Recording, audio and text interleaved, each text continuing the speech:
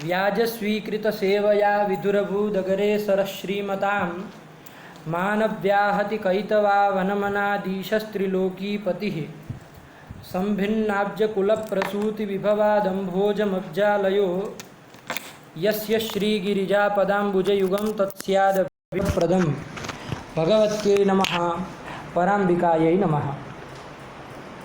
चलिए, स्वागत है आप सभी लोगों का ये वैयाकरण भूषणसार ग्रंथ के पाठ में। ठीक है ना। वैयाकरण भूषणसार जो कौंड भट्ट विरचित ग्रंथ है, उस ग्रंथ का हम लोगों को आरंभ करना है और YouTube से पढ़ने वाले छात्रों के लिए भी ये पाठ अतीव उपयोगी होगा ऐसी आशा करते हैं। इसी दृष्टि में आपको YouTube में ये पाठ उपलब्ध कराने जा रहे हैं, तो आप लोग भी सावधानी पूर्वक जैसे परंपरा से पढ़ा जाता है उसी तरह जहाँ भी आप लोग रह रहे हैं वहीं से रह के पढ़िए। तो वैयाकरण भूषण सारः यही ग्रंथ है अपना। ठीक है। अब कोई हलचल नहीं चाहिए हमको, बिल्कुल नहीं। 1 घंटे के लिए शांत, बिल्कुल। इधर क्यों रखेंगे? वैयाकरण भूषण सारः ये आपके ग्रंथ है। ठीक है। किसने लिखा है ये ग्रंथ? तो कौंड भट्ट ने लिखा है। ये सब चीज़ें आपको पता है। अब ग्रंथ का हम आगे प्रवेश करें ग्रंथ में, उसके पूर्व में ग्रंथ का जो नाम है वैयाकरण भूषण सारः, इस ग्रंथ के नाम के ऊपर थोड़ी चर्चा कर ली जाए। है क्या चीज़ भैया? तो देखिए, वैयाकरण भूषण सार ग्रंथ जो है वो तो कौंड भट्ट ने लिखा है व्याख्या के रूप में जो आपको उपलब्ध हो रहा है, लेकिन इसमें जो कारिकाएँ लिखी गई हैं, जो कारिकाएँ समझते हैं ना, कारिका श्लोक जो उसमें अनुष्टुप में चाहे अन्य छंद में जो भी होंगे, वो जो कारिकाएँ हैं वो आचार्य भट्टोजी दीक्षित के द्वारा लिखी गई है। किनके द्वारा? दीक्षित के द्वारा। बात समझ में आई? तो वो आचार्य भट्टोजी दीक्षित की जो वो कारिका है, उन्होंने कारिकाएँ लिखी, कारिकाएँ ही लिखी है, केवल कारिकाएँ।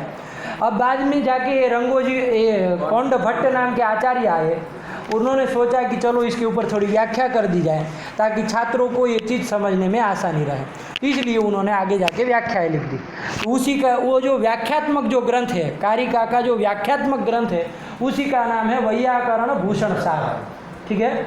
अब भट्टोजी दीक्षित ने जो कारिकाएँ लिखी है उसका नाम है वैयाकरण भूषण। नाम नहीं है वैसे उनका, लेकिन वो क्या है वस्तुतः वैयाकरण का भूषण है कि ना। वैयाकरणों का क्या है? वो भूषण है। ठीक है ना।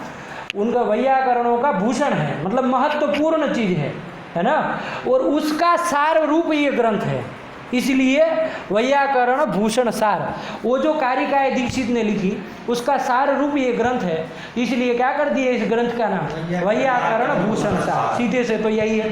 आप लोग अभी थोड़ी किस्सा कहानी से क्या समास होगा इतना तो आप समझ ही लेंगे। वैयाकरणानां भूषणम वैयाकरण भूषणम तस्य सारः वैयाकरण भूषण सारः। बात समझ में आई कि नहीं आई? कि वैयाकरणों का जो भूषण है ना, जो आचार्य भट्टोजी दीक्षित के द्वारा रचित कारिका है वही भूषण है, और उसका ये सार, उसमें से मक्खन निकाल के, है ना, उसको बहुत मेहनत करके उसमें से निकाला गया ये सार है, इसलिए इस ग्रंथ का नाम भी रख दिया वैयाकरण भूषण सार, जिसको हम लोग संक्षेप में भूषण सार ऐसा प्रयोग कर देते हैं। भूषण सार क्यों कहते हैं जी? एक देश का प्रयोग कर देते हैं। जैसे किसी का नाम सत्या भामा है तो हम लोग कहते हैं भामा सत्या। किसी का नाम देवदत्त है तो हम कहते हैं दत्त देव। करते हैं कि नहीं करते? उसी तरह भूषण सार भी कह देते हैं, तो उसमें कोई हानि नहीं है, कोई दिक्कत नहीं है। ग्रंथ का नाम है वैयाकरण भूषण सारः। बात समझ में आई? एक ग्रंथ के नाम के ऊपर चर्चा थोड़ी बहुत हुई। इसके रचयिता कौन है? तो कौंड भट्ट है। ठीक है ना।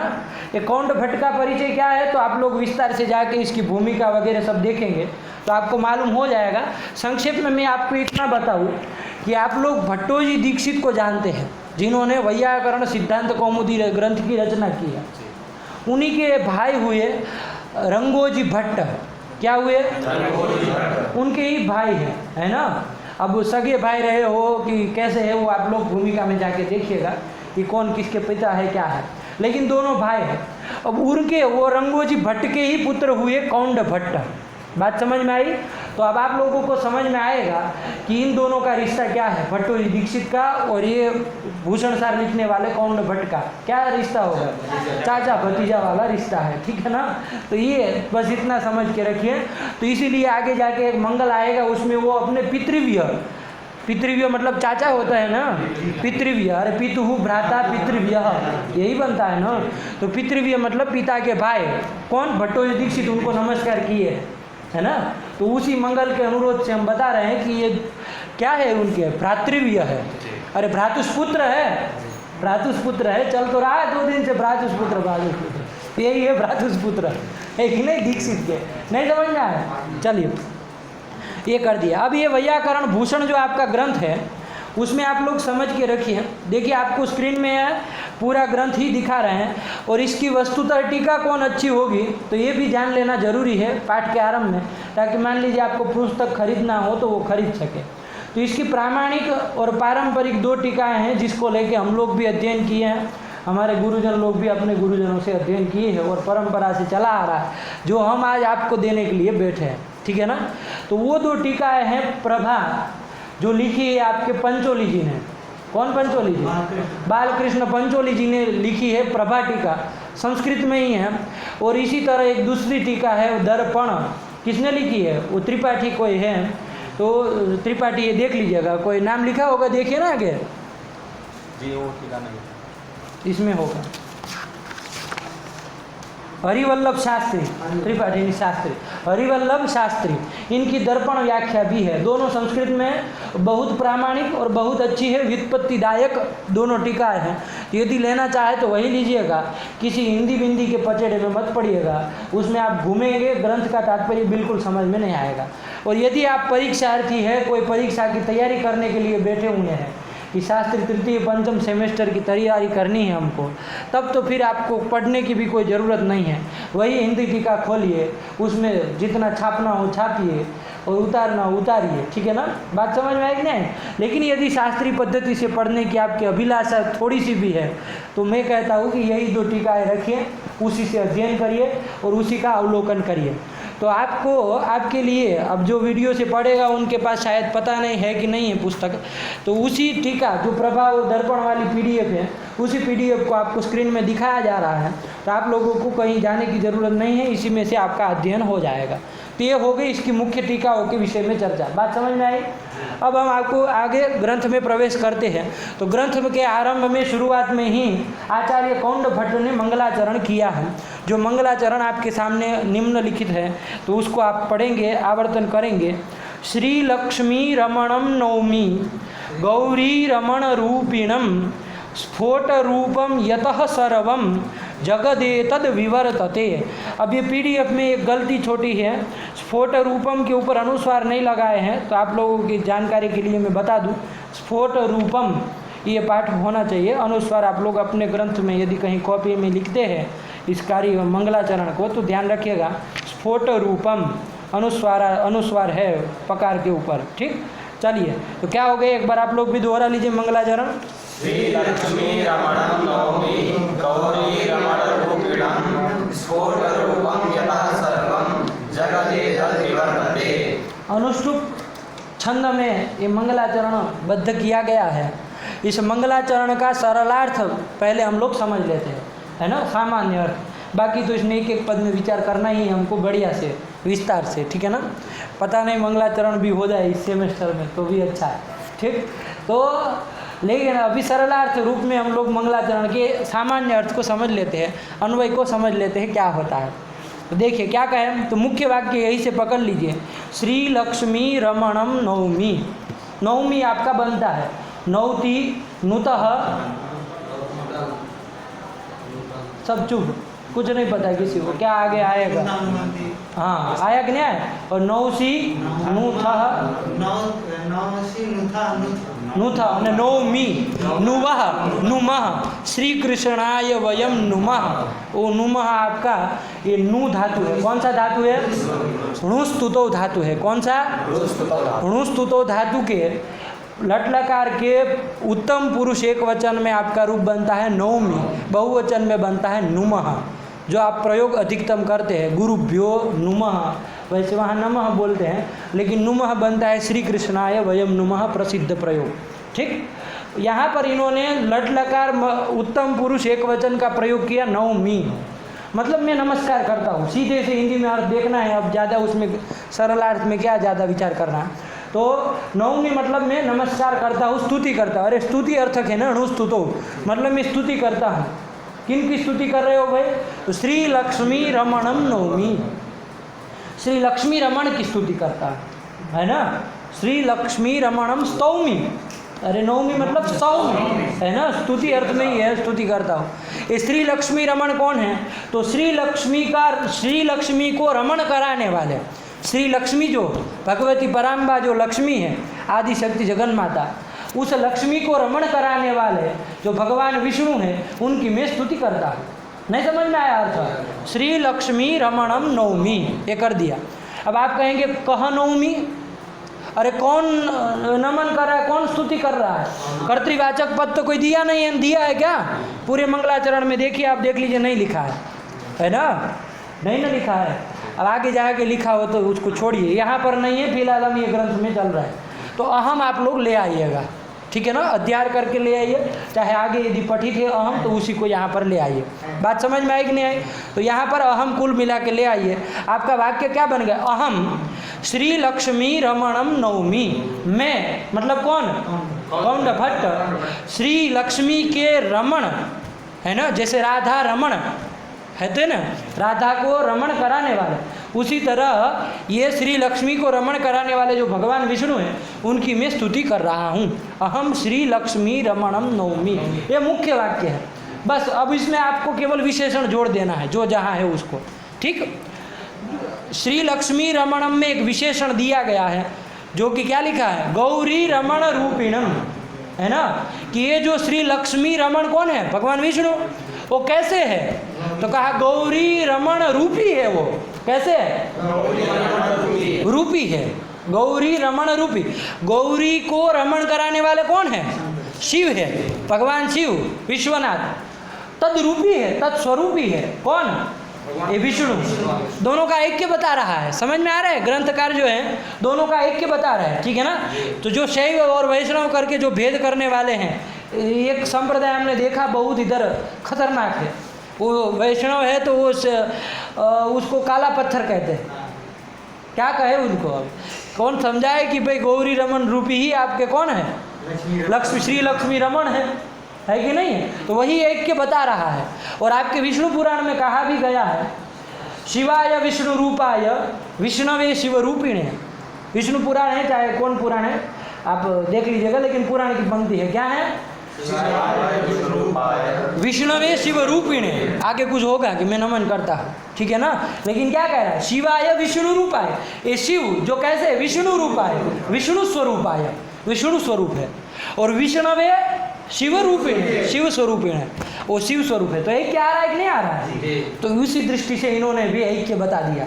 ऐक्य ही बताया ना कि अहम कौंड भट्ट श्री लक्ष्मी रमणम नौमी, लेकिन वो श्री लक्ष्मी रमण कौन कैसे है? तो गौरी रमण रूपी है। वो गौरी रमण जो भगवान शिव विश्वनाथ है, तत्स्वरूप ही है वो कोई अन्य भेद नहीं है। भेदकृत पापकृत भवेत्, क्या? भेदकृत पापकृत भवेत्। जो भेद करेगा दोनों में वो क्या होगा? पापकृत भवेत्, पाप करने वाला होगा, है ना। इसलिए भेद नहीं करना है बिल्कुल। आया कि नहीं आया? तो चलिए, तो यही आपका विशेषण दिया गौरी रमण रूपिणम। किसमें दिया?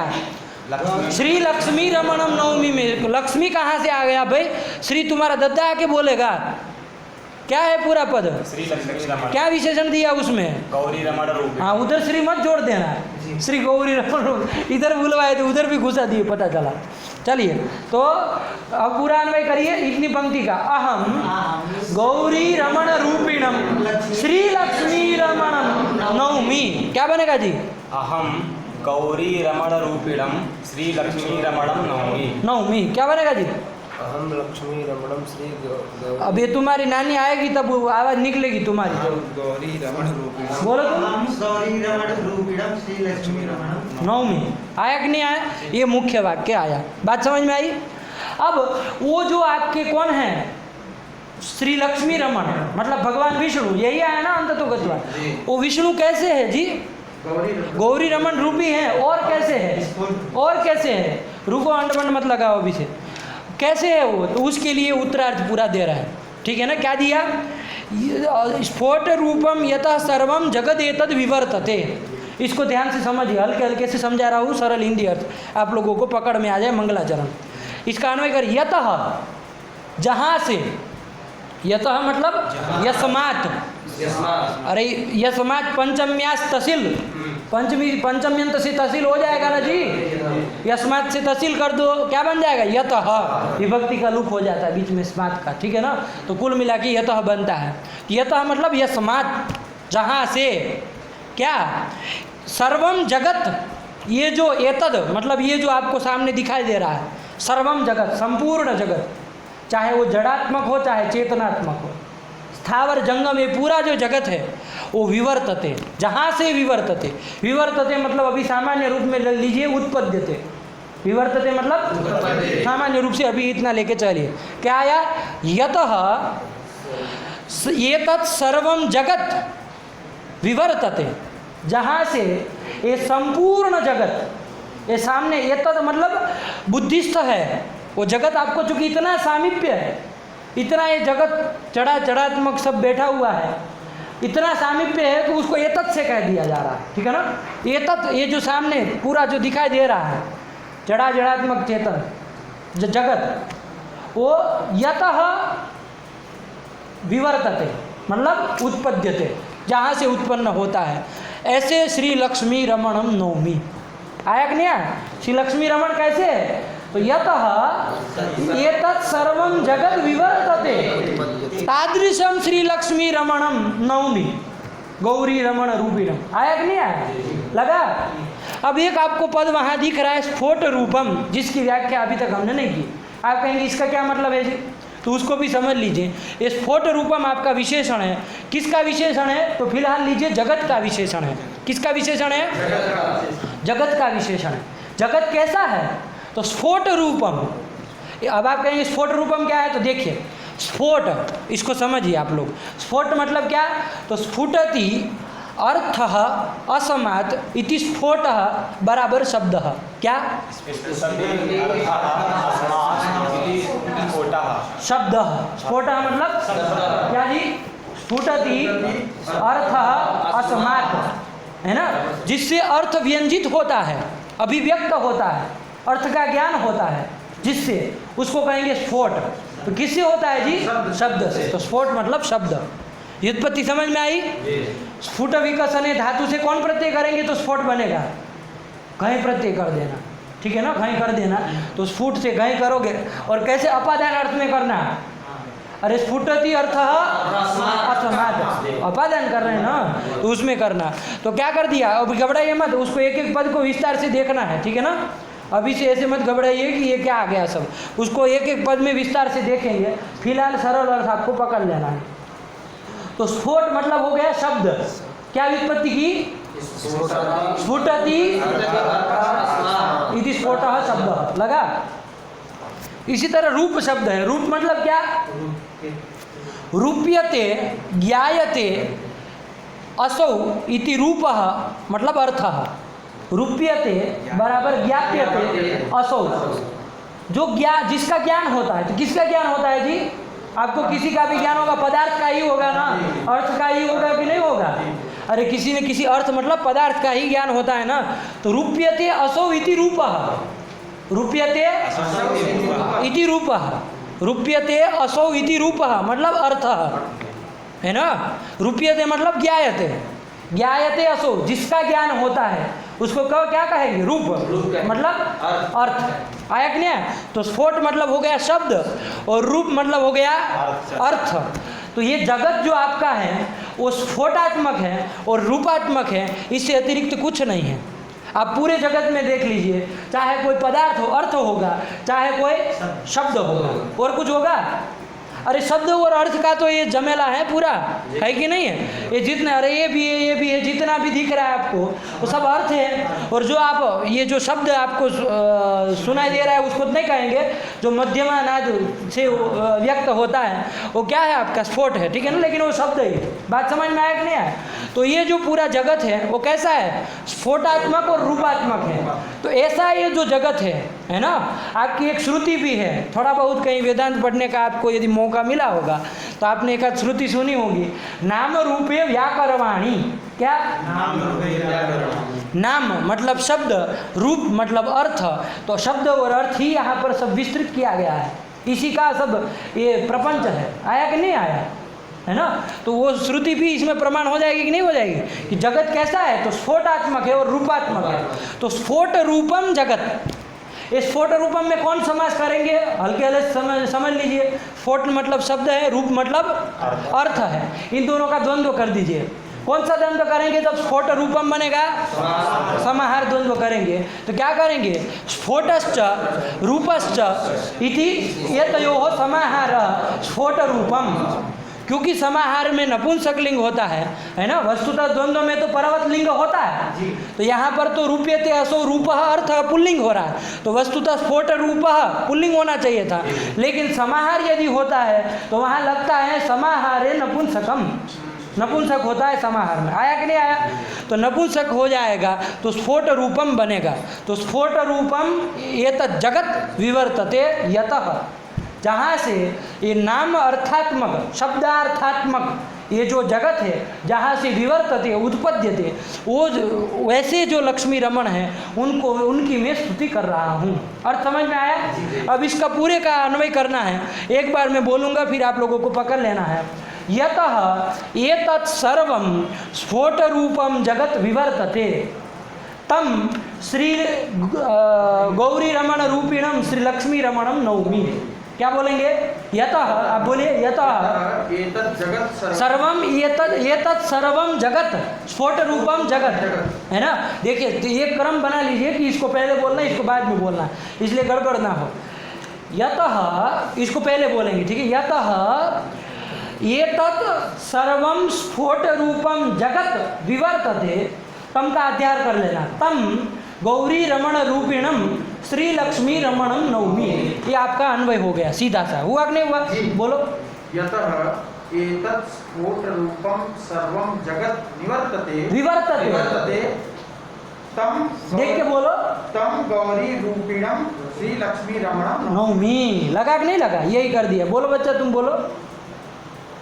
यतः सर्वं स्फोट रूपम जगत एतत् विवर्तते हाँ, तम गौरी रूपिणम श्री लक्ष्मी रमणम नौमी। बहुत अच्छा, ठीक है ना? अभी लोगों का एतत् और सर्वम ये सब आगे पीछे हो रहा है, लेकिन हमें उससे हर्जा नहीं है, कोई दिक्कत नहीं है। लेकिन एक बोलने का ढंग है, ऐसे यदि बोलते हैं तो अच्छा लगता है। वो सर्वम बाद में बोले, एतत् पहले बोले, कहाँ का कहाँ बोले तो जमेगा नहीं, है ना? ऐसे बोलना चाहिए। देखिए कोई भी ग्रंथ चाहे आप देख करके पढ़ रहे हो चाहे बिना देख के पढ़ रहे हो, ऐसे बोलिए कि सामने वाला जो बैठा है उसकी सीधे सीधा अर्थावगमन होते जाए।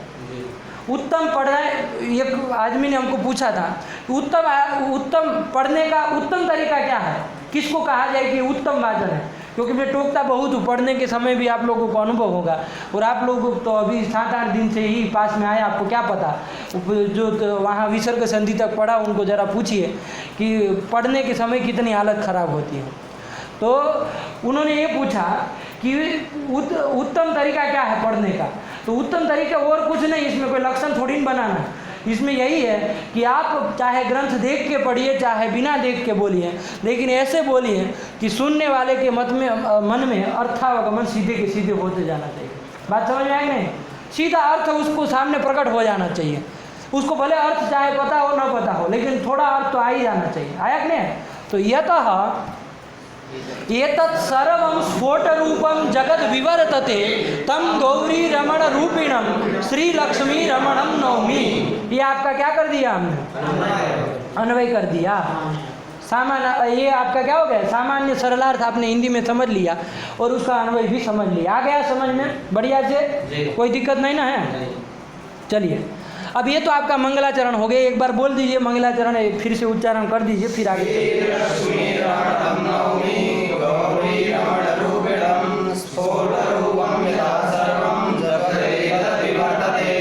ये हो गया ठीक। अब ये मंगलाचरण इन्होंने कौंड भट्ट जी ने आदि में किया, भगवान विष्णु की स्तुति की, और वो गौरी रमण रूपी है और उनसे ही सारे जगत की उत्पत्ति होती है, ये सब चीज़ें उन्होंने बताई।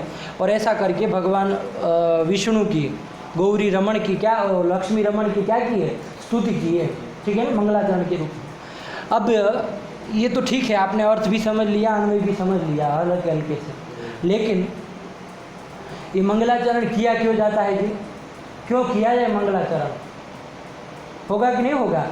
अरे मंगलाचरण क्यों किया जाए, मंगलाचरण करने का प्रयोजन क्या है कि नहीं है? तो क्या प्रयोजन उसका बतला है, तो उसमें समझिए दो मत चलते हैं हमारे यहाँ। क्या दो मत चलते हैं? मतद्वयम वर्तते, मंगलाचरणस्य प्रयोजन विषय मतद्वयम वर्तते, है ना, दो मत है। क्या क्या वो है, ध्यान से समझिए। एक मत ये है कि मंगलाचरण ग्रंथ समाप्ति के लिए किया जाता है। किसके लिए किया जाता है? ग्रंथ समाप्ति के लिए किया जाता है। बात समझ में आई? ग्रंथ समाप्ति मंगलाचरण करने से कैसे होगी, आपके मन में प्रश्न होगा कि नहीं होगा? तो मंगलाचरण करने से देखिए, कोई भी आदमी ग्रंथ लिखने बैठ रहा है, कोई भी ग्रंथ, ठीक। अब देखिए पूर्व जन्म में क्या किया है, इस जन्म में क्या किया है, कुछ पाप हो गया हो, है ना, अधर्म का आचरण, वेद निषिद्ध कर्म का आचरण कर लिया हो, है कि नहीं है? तो क्या हुआ होगा, उसको पाप लगा होगा कि नहीं होगा? तो वही अदृष्ट उसको लगा हुआ है, जिसको पाप भी कह सकते हैं, है ना, नैयायिकों की भाषा में अधर्म भी कह सकते हैं, अदृष्ट भी कह सकते हैं, और उसी को विघ्न भी कह सकते हैं। ये है कि नहीं है, उसको विघ्न उपस्थित है कि नहीं है? अब विघ्न यदि उपस्थित है, विघ्न यदि उपस्थित है, तो वो आदमी जो ग्रंथ लिख रहा है और विघ्न यदि उस काम में बना हुआ है, तो कभी भी वो कार्य की समाप्ति हो सकती है क्या? नहीं ना। पता चला बीच में ही मर गया, होता है कि नहीं होता है? बहुत लोगों का होता है, ग्रंथ चालू कर देते हैं, ख़त्म नहीं कर पाते, आधे में ही लटक गए, है ना, होता है जी। तो क्यों मर गए भाई? क्योंकि उसका विघ्न बना हुआ था, पाप, उसका अदृष्ट कुछ था, अनिष्ट अदृष्ट था कुछ, जिसके कारण उसका जो अभिष्ट जो ग्रंथ समाप्ति थी वो न हो पाई। बात समझ में आई? अब जब वो ग्रंथकर्ता जो है वो क्या करेगा, ग्रंथ के आदि में भगवान विष्णु चाहे किसी भी अपने अभिष्ट देवता की क्या करेगा, स्तुति करेगा। तो जब स्तुति करेगा तो उससे उत्पन्न जो पुण्य है वो क्या करेगा, वो पाप का नाश करेगा, वो विघ्न का क्या करेगा, नाश करेगा। बात समझ में आई? अब जब विघ्न का नाश हो गया तो अब ग्रंथ समाप्ति हो जाएगी कि नहीं हो जाएगी? क्योंकि वह विघ्न ही तो एक प्रतिबंधक के रूप में आ रहा था, है नहीं आ रहा था, विघ्न ही प्रतिबंधक के रूप में आ रहा था। और ये कोई हम लोगों का ग्रंथ की ही बात नहीं है, हम लोग आप सामान्य लोग में अभी इतना भी ये भारत अंग्रेज नहीं हुआ, इतना भी अंग्रेज नहीं हुआ, इतने भी अंग्रेजियत भले वो 250 साल रह गए, लेकिन इतने भी वो अंग्रेजियत फैला नहीं चुके हैं कि अभी आप देखिए भारत में कहीं पर भी देखिए, कोई भी काम, चाहे दुकान क्यों न खोलनी हो, प्रतिदिन, ऐसा नहीं कि पहली बार खोली तभी वो किया कुछ, प्रतिदिन वो खोलनी है दुकान, तो उसके पहले वहाँ बाहर खड़ा रह के नमस्कार करेगा, कुछ भगवान का नाम स्मरण करेगा, करेगा कि नहीं करेगा? ईश्वर नाम स्मरण रूप मंगल करेगा, तब जाके अपनी दुकान खोलेगा।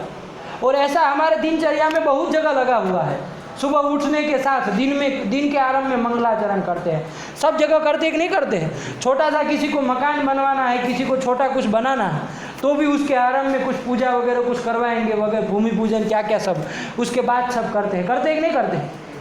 ये सब चीज़ें क्यों की जाती है कि ये जो हम कार्य करने के लिए उपस्थित हुए हैं, उस कार्य में यदि कोई विघ्न, हमारा कोई पूर्व वेद निषिद्ध कर्म के कारण यदि कोई अधर्म उत्पन्न हो गया है, पाप उत्पन्न हो गया है, तो उसके विनाश के लिए ये मंगलाचरण किया जाता है। तो मंगलाचरण किया जाएगा, उससे पुण्य उत्पन्न होगा, वो उस पाप को नाश करेगा। आया कि नहीं आया? ये करेगा। और जब उसका नाश हो जाएगा विघ्न का, तो अब निर्विघ्न क्या हो जाएगी, ग्रंथ की परिसमाप्ति हो जाएगी। बात समझ में आई? ये इसलिए मंगलाचरण किया जाता है। ये हुआ आपका एक मत। इसको संक्षेप में याद रखेंगे कि समाप्ति के लिए मंगलाचरण किया जाता है। समाप्तिम प्रति मंगलस्य कारणत्वम, ये हो गया आपका प्रथम मत। आया कि नहीं आया? अब द्वितीय मत समझिए। द्वितीय मत वाले जो थे नव्य लोग, नव्य, ठीक है ना, ये प्राचीनों का मत था। नव्य लोग जो आए उन्होंने किया मंगलाचरण किया जाता है, ठीक है, लेकिन ग्रंथ समाप्ति के लिए नहीं किया जाता है। किस लिए किया जाता है? तो कहा साहब विघ्न ध्वंस के लिए किया जाता है। किस लिए किया जाता है? विघ्न का नाश हो जाए, विघ्न का ध्वंस हो जाए, इसके लिए क्या किया जाता है? मंगलाचरण किया जाता है ना। समाप्ति के लिए नहीं। समाप्ति तो उसकी खोपड़ी में कुछ होगा तो होगी। अरे समाप्तिस्तु बुद्धि प्रतिभागी कारण कलापात, समाप्तिस्तु बुद्धि प्रतिभागी कारण कलापात। बुद्धि प्रतिभा उसमें यदि कुछ रहेगी तो ग्रंथ की समाप्ति तो हो ही जानी है, उसके लिए मंगलाचरण नहीं है। बात समझ आई? अब मान लीजिए किसी के पास बुद्धि नहीं है, कुछ उसको पता ही नहीं है, मंगलाचरण केवल कर लेगा तो क्या समाप्ति हो जाएगी ग्रंथ की? ये सब बंद रख के आया करो, ये सब नहीं चलेगा। तो क्या होना चाहिए? ये जो आपका मंगलाचरण है वो किसके लिए होता है? विघ्न नाश के लिए है। विघ्न के अनिष्ट जो पाप है उसको नाश करने के लिए। आया कि नहीं आया? समाप्ति के लिए नहीं है, क्योंकि समाप्ति तो किससे होगी? बुद्धि प्रतिभादी से होगी, प्रतिभा के द्वारा। प्रतिभा समझते हैं ना, नवोन्मेषशालिनी बुद्धि, प्रतिभा। आया कि नहीं आया? ये जो यदि प्रतिभा उसके पास होगी तो अब ग्रंथ समाप्ति होगी। आया कि नहीं आया? है ना। यदि वो नहीं है, प्रतिभा नहीं है, हजारों मंगलाचरण कर दे, ग्रंथ समाप्ति होगी क्या? तो फिर इसका मतलब क्या आ रहा है? ये मंगलाचरण ग्रंथ समाप्ति के लिए नहीं, ग्रंथ समाप्तिस्तु आदि कारण कलापाद, है ना। तो फिर मंगलाचरण किस लिए? विघ्न ध्वंसाय विघ्न नाशाय मंगलाचरणम। आया कि नहीं आया? ये दूसरा मत है। दोनों मत है, अपनी अपनी जगह है। मंगलवाद इसको कहते हैं, ठीक है ना। लंबी चौड़ी इसमें चर्चा चलती है कि ग्रंथ समाप्ति के प्रति इसको कारण माना जाए, है ना, कि विघ्न ध्वंस के प्रति माना जाए, ठीक है ना। ये सब बकलोलों को काम का नहीं है, ठीक है ना। मंगलवाद ऐसे मतलब जो मंद बुद्धि है उसको क्या समझ में आएगा? कितना विचार चलता है पता है उसमें? बस हंसते रहना है, हंसने से होगा आपका, है कि नहीं? तो क्या हुआ? दो मत हो गए हैं कि ग्रंथ समाप्तिम प्रति मंगलम कारणम और दूसरा विघ्न ध्वंसम प्रति मंगलम कारणम। दो मत हुए कि नहीं हुए? आया? ये दो मत हैं। अब इसमें से नव्य वाला ही प्रायः ये जो मैंने आपको दो टीकाएं बताई, किसकी?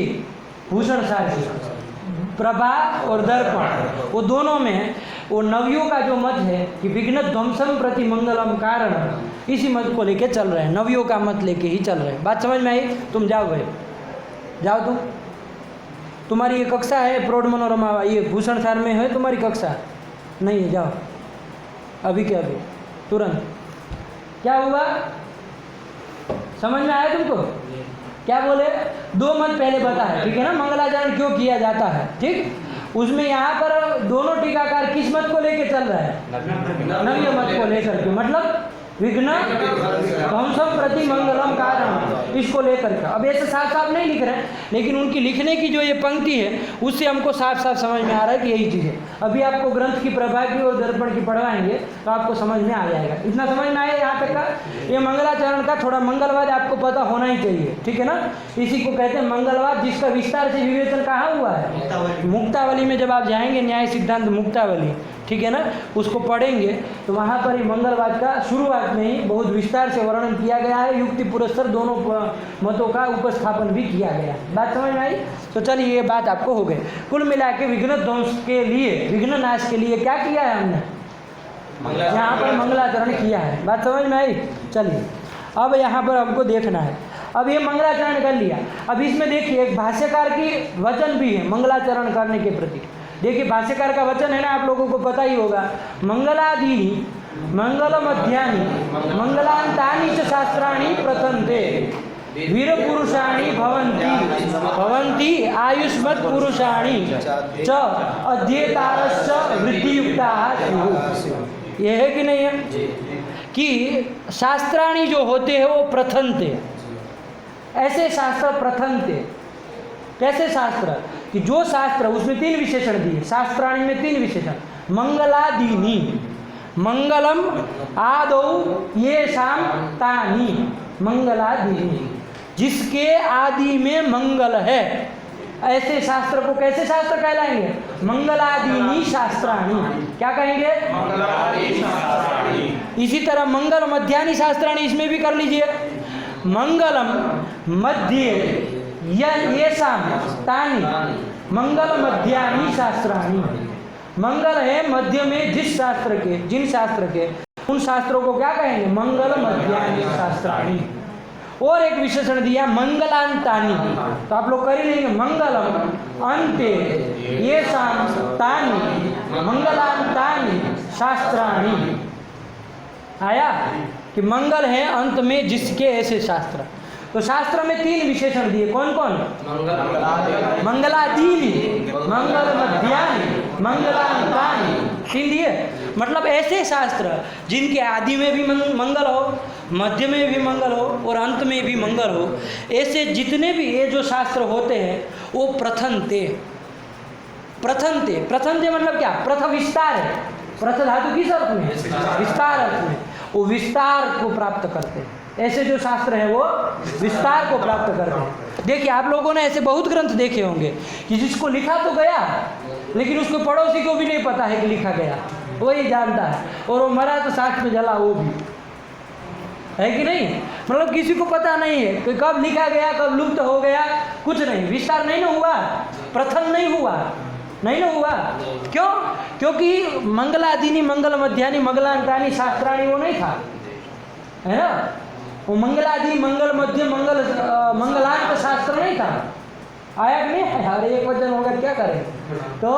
तो ऐसा नहीं था ना जी, इसलिए क्या हुआ वहाँ पर उनका विस्तार नहीं हो पाया। लेकिन यदि ऐसा करेंगे तो आप लोग भी यदि कोई ग्रंथ लिखते हैं तो जरूर ये काम करिए, आदि में, मध्य में, अंत में मंगल करिए, ताकि आपके ग्रंथ का क्या हो?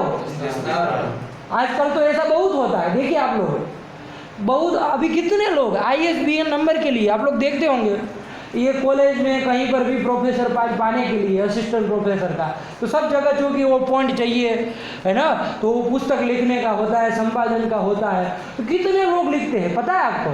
शायद ये समझिए कि बनारस में एक दिन में एक पुराण टाइप हो जाता होगा, इतने लोग बैठे हैं। इधर लंका में जाइए, खटखट खटखट खटखट, कुछ पता नहीं है, बस छापे जा रहे हैं, छापे जा रहे हैं, पुराणों के पुराण छापे जा रहे हैं। दिन में 18,000 श्लोक प्रमाण से तो लिखा ही जा रहा होगा, नहीं लिखा जा रहा होगा।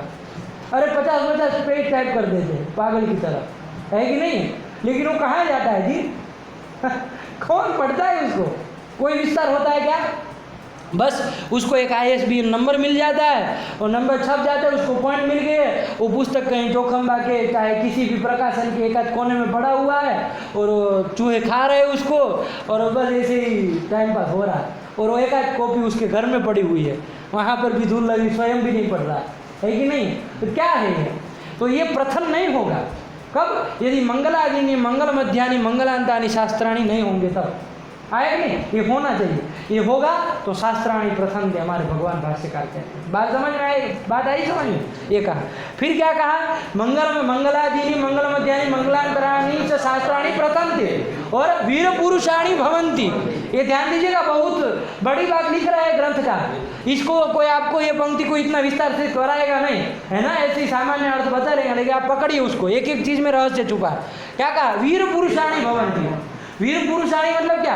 वीराः पुरुषाः ये शाम तानी वीर पुरुषाणी, कि उनके वीर पुरुष होते हैं। ऐसे वो शास्त्र जिसमें ऐसे आदि मध्य अंत में यदि मंगल किया होगा, वो शास्त्र कैसे होते? वीर पुरुषों वाले मंगल होते हैं, वो शास्त्र होते हैं। वीर पुरुषों वाले मतलब आप कहेंगे कि ये क्या होता है भाई वीर पुरुषों वाले? इधर वो मिलिट्री में थोड़ी ज्वाइन करना है। वीर पुरुष मतलब क्या? तो देखिए इसमें भी वीर पुरुष चाहिए ग्रंथ को पढ़ने में, है ना। निकम्मों का काम है क्या है पढ़ने का? निकम पढ़ पाएगा कोई ऐसा जिसमें कोई वो मतलब 10 घंटा लगातार पढ़ने का सामर्थ्य ही नहीं है, तो ये सब ग्रंथ सही से पढ़ पाएगा? इसकी पंक्ति लगा पाएगा? नहीं ना पाएगा। तो ऐसे मंद लोगों का काम नहीं है। तो इसमें भी अपेक्षित होता है, इसमें भी अपेक्षित होता है कि अच्छे अच्छे लोग, मतलब बुद्धि प्रतिभा वाले लोग इसको पढ़ने के लिए आए, ऐसी इच्छा होती है ना, तो वही वीर पुरुष है, बुद्धिमान लोग। अब पता चला पागल खाने में आपका ग्रंथ पढ़ाया जा रहा है, क्या मतलब का हो हैं? पागल खाने में जो पागल रखे हुए हैं उनको आपका ग्रंथ पढ़ाया जा रहा है, तो उसका क्या मतलब है जी? कोई उद्धार होने वाला है क्या उससे? नहीं ना होगा। बात समझ में आए कि नहीं आए? तो इसमें भी वीर पुरुष अपेक्षित है, पागलों का काम नहीं है, इसमें भी वीर पुरुष चाहिए। तो ये वीर पुरुष लब्ध होंगे इस शास्त्रों को कब? यदि वो शास्त्र में आदि मध्य अंत में मंगल किया होगा तो। बात समझ में आई? वीर पुरुषाणी भवंती, वीर पुरुषाणी में कौन समाज है पूछता है कभी कभी इंटरव्यू में, है ना? तो क्या बोलोगे वीर पुरुषाणी में? बहुरी समाज, वीरा पुरुषा ये शांतानी, ऐसे शास्त्राणी वीर पुरुषाणी ऐसी होती है, ठीक है ना? तो वीर पुरुषाणी भवंती कौन शास्त्र? आदि मध्य अंत में मंगल जिसके हो ऐसे। तो पहले प्रथम थी, फिर वीर पुरुषाणी भवंती, फिर कहा आयुष्मत पुरुषाणी भवंती, आयुष्मान आयुष्मत पुरुषाणी भवंती, आयुष्मंत पुरुषा ये शाम तानी आयुष्मत पुरुषाणी, है कि नहीं? आयुष्मत पुरुष, इसको जो मंगलाचरण करेगा आदि मध्य अंतिम में, तो लिखने वाले का भी तो आयुष्मत पुरुष होगा, और जो पढ़ने वाला है वो भी आयुष्मत होगा, वो भी आयुष्मत होगा। ऐसे पुरुष होते हैं। इसको जो ग्रंथ के आदि मध्य अंत में मंगल होगा, उसको लिखने वाले और पढ़ने वाले जो पुरुष होंगे कैसे होंगे? आयुष्मत पुरुषाणी होंगे, है ना? पढ़ने वाले पुरुष क्या हो? आयुष्मत पुरुष। आया कि नहीं आया? तो ये भी एक हुआ, आया ना समझ में? तो आयुष्मत होंगे। पता चला मान लीजिए आपने पूरा भूषणधर पढ़ा, 1 आध साल 2 साल लगा पूरा सही से पढ़ने के लिए, और पता उसी के बाद लुढ़क गए, वहीं मणिकर्णिका में दिखाई दे रहे है कि नहीं? तो पढ़ने का क्या मतलब जी, है कि नहीं है? अरे उसका क्या मतलब? तो मर गया, किसी को ना पढ़ा पाओगे नहीं किसी काम का, गया तुम्हारे साथ ही, है कि नहीं? तो आयुष्मत पुरुषाणी चाहिए कि नहीं चाहिए? इसके लिए ये सब करना पड़ता है भाई, आदि मध्य अंत में मंगल। चलिए, आयुष्मत पुरुषाणी भवंती, और अध्येतारस्य मतलब पठितार, अध्येतारस्य वृत्तियुक्ता स्युः जी, वृत्तियुक्ता स्युः अध्येतार, बहुत अच्छी बात। अध्येतार मतलब जो पढ़ने वाले लोग हैं, अध्येता, वो कैसे? वृत्तियुक्ता स्युः, है ना? मतलब उनकी वृत्ति होती है। पता चला कि पढ़ के दरिद्र हो जा रहे हैं बिना काम का ना। और ऐसा भी होता है ना, कोई जाते हैं शास्त्र पढ़ते हैं, वहाँ जाके कोई ग्रंथ पढ़ रहा है, पढ़ा बेचारा 8-10 साल, है ना, सिलेबस में था सब पढ़ा, लेकिन पता चला बाद में नौकरी ही नहीं मिली, कुछ नहीं मिला, दरिद्र हो गया। ये तो रास हो गया ना जी। तो क्यों ऐसा हुआ? क्योंकि आपने ग्रंथ में मंगलाचरण नहीं किया आदि मध्य अंत में। यदि किए होते तो हमारे लड़कों का ये हालत नहीं होता। इसलिए देखिए संस्कृत वालों का कभी राज नहीं होता, होता है क्या? नहीं होता, वो ठीक ठाक बढ़िया होते हैं अपनी जगह, है ना? वो कुछ भी यदि सरकारी नौकरी की अपेक्षा वो नहीं रखते, वो कर्मकांड करके वो अपना बंगला बना लेंगे, है कि नहीं? बात समझी कि नहीं समझी? ये होता है ना? तो क्यों ऐसा हो रहा है? आप लोग विचार नहीं किए कभी ऐसा क्यों हो रहा है? भाई आप लोगों का राय है, सब जगह वृद्धि क्यों हो रही, ह्रास क्यों नहीं हो रहा? इसलिए क्योंकि आप जितने भी ग्रंथ पढ़े सब कैसे थे? आदि मध्य अंत मंगल वाले थे, है कि नहीं? तो अध्येतारस्य वृद्धियुक्ता स्युः, वृद्धियुक्ता, चाहे वो धन से हो चाहे बुद्धि से हो, सब चारों की वृद्धि होती है ना। वृद्धि मतलब पता, ये तो नहीं होता ना 1 करोड़ रुपये आ गए, ऐसे थोड़ी ना होता है। अरे बुद्धि से भी होती है, धन से भी होती है, सब तरह से वृद्धि, है ना? तो होती ही है कि नहीं? चलिए, तो ये कर दिया। तो ये आपका भाष्यकार का वचन है। तो ये अध्येतारस्य वृद्धियुक्ता स्युः, शास्त्राणि प्रथन्ते, वीर पुरुषाणि भवन्ति, आयुष्मत पुरुषाणि भवन्ति। तो ये सब हो, उसके लिए ये सब करना, मंगलाचरण करना जरूरी है कि नहीं है? इसलिए मंगलाचरण किया गया। बात समझ में आई? तो ये किया गया, और हम लोगों की परंपरा रही है अनादिकाल से, हम देखते आ रहे हैं। हमारे आचार्यों ने, उनके आचार्यों ने, उनको आचार्यों ने जो ग्रंथ लिखा, तो ग्रंथ आदि में मंगलाचरण करते ही है। तो उसी परंपरा में हम लोग भी मंगलाचरण कर रहे हैं। बात समझ में आई? तो यही उन्होंने मंगलाचरण कर दिया। ये हो गया आपका मंगलाचरण के प्रयोजन में, विषय में विचार। आया कि नहीं आया?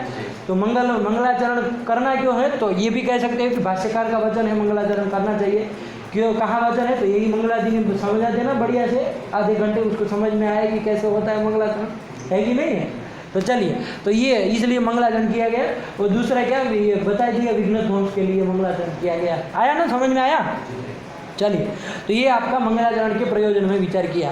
अब हम मंगलाचरण में विचार करेंगे। तो मंगलाचरण में विचार करें उसके पहले मैं आपको ले जाना चाहता हूँ ये दर्पण टीका के अंतर्गत। दर्पण टीका में ये जो श्री लक्ष्मी रमणम ये आपका मंगलाचरण है, उसका अवतरण बनाया गया। अवतरण समझते हैं ना? अवतरण कहते हैं किसी ग्रंथ, जो आपका मूल ग्रंथ है, उसको प्रारंभ करने के लिए उसकी पूर्व में कुछ भूमिका बांधी जाए, है ना, कि ये ग्रंथ आया क्यों, है कि नहीं? तो श्री लक्ष्मी रमणम जो मूल का ग्रंथ है वो आया क्यों, उसको बताने के लिए उसका कुछ भूमिका, जिसको अवतरण कहते हैं, वो रखा जाता है। तो वही अवतरण आपको दर्पण टीका में मिलेगा, ठीक है ना? तो देखिए क्या लिख रहा है दर्पण टीका में, इनको स्क्रीन में भी दिख रहा है, थोड़ा अक्षर इधर उधर आपको इसमें PDF में है, लेकिन ध्यान दीजिएगा, स्पष्ट तो हो ही जा रहा है। चलिए, तो क्या कह रहे हैं देखिए, समझिएगा। अवतरण बना रहा है दर्पण में, आपके पास नहीं है? सबके पास है ना? ध्यान से देखिएगा। सती एकस्मिन्नपि बाधके समवहित साधक सहस्रादपि कार्योत्पत्तेः अदर्शनात् अपेक्षित प्रारीप्सित प्रत्योहापोहाय अनुष्ठितं भगवत स्तुति रूपम मंगलम ग्रंथकृत शिष्य शिक्षार्थम आदौ निबध्नाति श्री लक्ष्मी रमणमिति। ये कर दिया, समझिए इस पंक्ति को, ठीक है ना? शुरुआत का तो ध्यान से होना ही चाहिए, ठीक है ना? फिर तो आप लोगों को मैं अपने से देखने के लिए कहूँगा, दर्पण देख के आइए, प्रभा दर्पण देख के आइए। आप लोग देखेंगे, आपको समझ में आ जाएगा, और जो मुख्य विचार होगा हम प्रभा और दर्पण दोनों देख के चलेंगे। ऐसा नहीं करेंगे कि मूल चल रहे हैं, नीचे कुछ पता ही नहीं है, लापता है कि नहीं? ऐसा नहीं करेंगे, ध्यान से चलेंगे। जो मुख्य विषय होगा उसकी चर्चा कराऊंगा, बाकी सामान्य होगा तो आपको जैसे सिद्धांत कौमुदी के पाठ में कहता हूँ कि अपने से तत्वबोधिनी देख लीजिए, तो ऐसे ही करना है इसमें भी, क्योंकि अनुपूर्वी से यदि पूरी प्रभा दर्पण चला जाए तब तो फिर समय लग जाएगा काफ़ी, ठीक है ना? तो चलिए, आप में से बहुत परीक्षार्थी भी हैं तो उसको लेकर के भी चलना है। तो आज ये क्या कह रहा है देखिए, ये कह रहा है मान लीजिए आपको कोई मकान बनाना है, ठीक है ना? एक मकान बनाना है। अब वो मकान बनाने के लिए आपने सब चीज़ें ले आए, उसके लिए जो सामग्री चाहिए, है ना, ईंट वगैरह जितना भी है ना, इष्टिका वगैरह जो चाहिए सब ले आए, और काम करने वाले आदमी भी ले आए, आप मजदूर, तो उनको भी ले आए, सब चीज़ फिट हो गए, रुपए भी है आपके पास, आपकी इच्छा है, सब चीज़ है। लेकिन दो आ गए आपके सामने बंदूक लेके, इधर मकान बनाया तो उड़ा दूंगा, भेज दूंगा मणिकर्णिका, तो बना पाएगा? नहीं ना बना। क्यों? अरे सब सामग्री तो विद्यमान थी, मकान बनाने के लिए जितनी सामग्री चाहिए वो सब सामग्री विद्यमान है, लेकिन फिर भी वो कार्य नहीं हो पा रहा है, कार्य की उत्पत्ति नहीं हो रही। कार्य क्या था? घर बनाना। वो घर नहीं ना बन पा रहा है। क्यों नहीं बन पा रहा है? क्योंकि प्रतिबंधक आ गया जी, बाधक प्रतिबंधक आ गया, बंदूक लेके खड़ा हो गया कि यदि इधर एक भी ईंटा रखे तो ख़त्म करेंगे। करते हैं ना लोग, ऐसा होता है, वो सब लोगों का चलता है। तो यही चीज़ यहाँ पर भी कहेंगे। आया कि नहीं आया? तो यहाँ पर भी जब ग्रंथ लिखने बैठे तो सब चीज़ है, उसके पास पुस्तक है, वो स्याही है, लेखनी, सब कुछ अवेलेबल है, ठीक है ना? लैपटॉप तो था नहीं, वरना ये भी कहे लैपटॉप भी होगा और टाइप करने के लिए, है कि नहीं? सब चीज़ उनके पास है, जो सामग्री चाहिए सब थी। लेकिन यदि कोई बाधक, पाप, अधर्म, विघ्न, यदि ये जो भी कह दीजिए, जिस नाम से आप पुकार लीजिए, वो यदि आके उपस्थित रह जाए तो वो कार्य की उत्पत्ति होने देगा? यहाँ आपको जो कार्य करना है ग्रंथ लेखन, वो कार्य होने देगा जी? नहीं कर सकते भाई। आया कि नहीं आया? तो वही कह रहा है, सती एकस्मिन्नपि बाधके, एक भी बाधक यदि रह जाए, है ना, तो समवहित साधक सहस्रादपि, उसके साधक मतलब उस कार्य को उत्पन्न कराने के लिए जो साधन चाहिए वो साधक सहस्र है, हजारों, जितने साधन चाहिए सब के सब है। लेकिन यदि ऐसी स्थिति में भी यदि एक बाधक आ गया तो कार्योत्पत्ति है अदर्शनात्। लगा कि नहीं लगा पंक्ति, है ना? सत्य एकस्मिन्नपि बाधके समवहित साधक सहस्रादपि कार्योत्पत्ति है अदर्शनात्। ऐसा होता है, आदर्श कार्योत्पत्ति का आदर्शन होता है। तो ऐसे आदर्शनाद अपेक्षित प्रारीप्सित, अपेक्षित जो हमारा ये प्रारीप्सित क्या है? ग्रंथ है। प्रारीप्सित मतलब क्या? प्रारब्धुम इष्ट। प्रारीप्सित मतलब क्या? प्रारब्धुम इष्ट। अरे प्रारंभ करने की इच्छा का विषय कौन है? यही ग्रंथ है ना। अरे इसी का प्रारंभ करने जा रहे हैं लिखने में। तो प्रारब्धुम इष्ट मतलब प्रारीप्सित, ये जो ग्रंथ है है ना। ये जो प्रारीप्सित और यही अपेक्षित भी है, अरे अपेक्षित भी है ना, अरे उसको एक ग्रंथ चाहिए लिखा हुआ। तो अपेक्षित और ये प्रारीप्सित जो आपका ग्रंथ है उसमें जो प्रत्यूह है, प्रत्यूह मतलब बताया दिया, अरे निष्प्रत्यूह, प्रत्यूह मतलब विघ्न आया ना। प्रत्यूह शब्द मैंने कहा था हर जगह मंगलाचरण के अवतरण में प्रत्यूह आता है। सिद्धांत कौमुदी मूल अभी निष्प्रत्यूह गया इदुदुपदस्य का। तो चलिए प्रत्यूह मतलब विघ्न। तो देखिए लगाइए, अपेक्षित प्रारीप्सित जो ग्रंथ है ना, अपेक्षित भी ग्रंथ है, प्रारीप्सित भी है, प्रारब्धमिष्ट भी है, आया कि नहीं। ऐसा ये जो ग्रंथ है उसका जो प्रत्यूह मतलब विघ्न, उसकी अपोहाय, अपोहाय मतलब नाशाय, अपोह मतलब नाश, अपोहो नाशः, अपोहाय मतलब नाशाय, नाशाय अनुष्ठितम मंगलम, ये मंगलाचरण किया गया, अनुष्ठित किए, अनुष्ठितम मंगलम, आया कि नहीं। और ये मंगल कैसा है, भगवत स्तुति रूपा, भगवत स्तुति रूपा, भगवान की स्तुति की गई ना। अरे भाई जिससे ये जगत विवर्तित हो रहा है और गौरी रमन रूपी ऐसे श्री लक्ष्मी रमन को मैं नमन कर स्तुति कर रहा हूँ, तो स्तुति ही कर रहा है। तो ये अनुष्ठितम स्तुति रूपम मंगलम, क्यों अनुष्ठितम, तो हेतु क्या, वो कारण क्या दिया, प्रारीप्सित प्रत्यूहोपशमनाय, उपशमनाय कहिए चाहे अपोहाय कहिए, एक ही बात है, आया कि नहीं।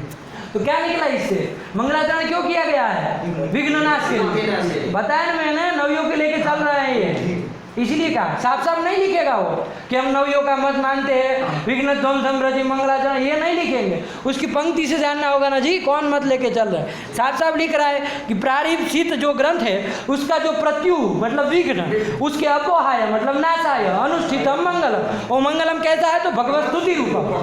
बात समझ में आई कि नहीं। तो अनुष्ठितम भगवत स्तुति रूपम मंगलम, आया कि नहीं। ये तो आपको समझ में आ गया मंगलाचरण का प्रयोजन। अब आपको कहेंगे कि ठीक है भाई आपने किया, किस लिए किया, विघ्न प्रारीप्सित ग्रंथ में प्रत्यूह के उपशमनाय, आपने मंगलाचरण किया, बहुत अच्छा किया, धन्यवाद, है ना, बहुत अच्छा काम किए हो, ठीक है।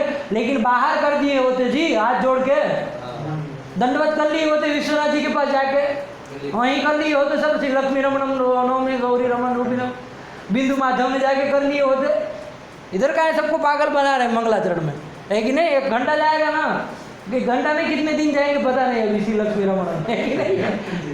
तो क्यों इसमें क्यों निबंधन कर दिए जी ग्रंथ में, है कि नहीं है। मंगलाचरण बाहर भी तो हाथ जोड़ के नहीं बैठ सकते थे, दीप जला देते वहाँ बढ़िया से घी का, हो जाता ना मंगलाचरण। तो फिर तो ऐसे कर लेते, तो क्यों लिख क्यों रहे हो, उसका उत्तर नहीं आया।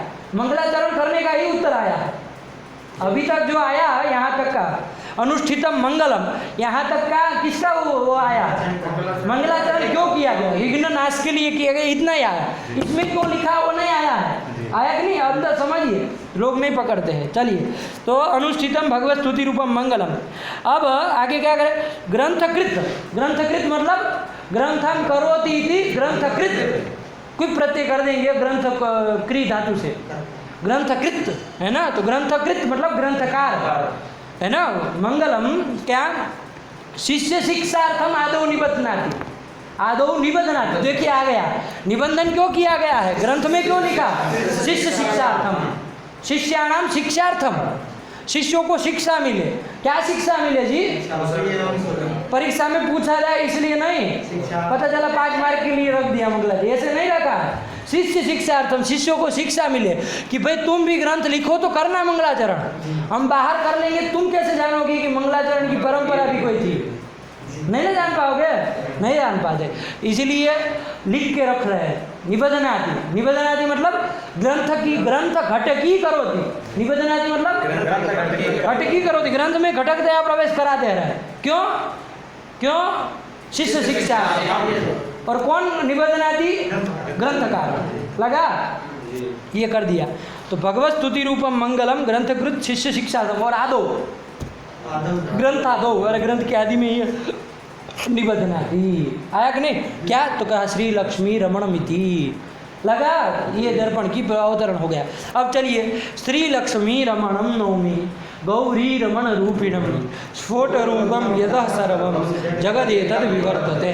इसी तरह श्री लक्ष्मी रमणम, इसका अवतरण प्रभाकार ने भी बनाया, ठीक है ना। लेकिन आप लोग इसको अपने से देखेंगे क्योंकि सरल भाषा में लिखे हैं, तो आप लोग भी समझ जाएंगे। और प्रायः मैंने हिंदी में तो सब बातें बताई दी है, जो लिखे हैं ग्रंथ मंगलांतानी सब, ठीक है ना। तो उसको आप अपने से लगा लेंगे। अब हम लोग सीधे मूल में चल रहे हैं। तो क्या आपका मंगलाचरण हो गया? श्री लक्ष्मी रमणम नवमी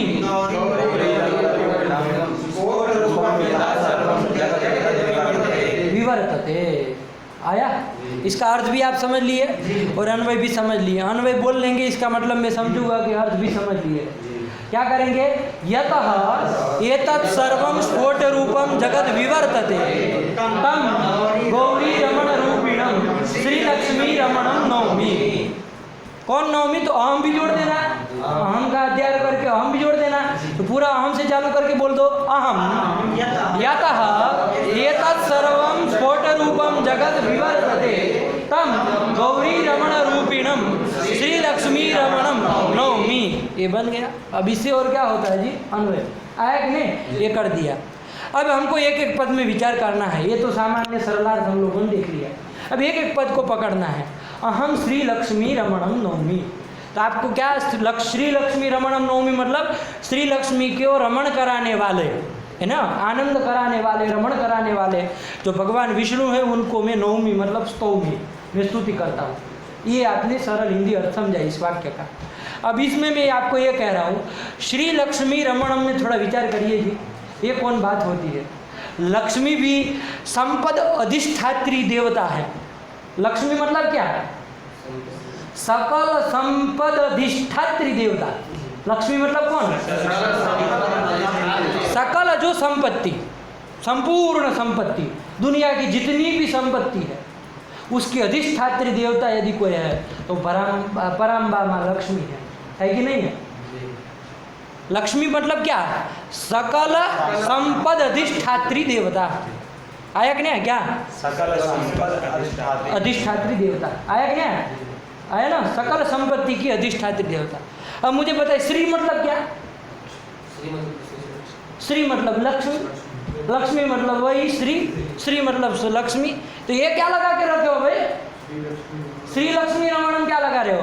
अरे ये देवदत्त है तो उसको श्री देवदत्त कहो, क्योंकि देवदत्त का मतलब लक्ष्मी नहीं होता है। देवदत्त मतलब कोई मांस पिंड।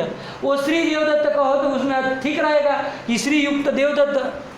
ये तो खुद लक्ष्मी है जी, उसमें क्या श्री दे रहे हो? पागल हो तुम, है कि नहीं है? प्रश्न होगा कि नहीं होगा?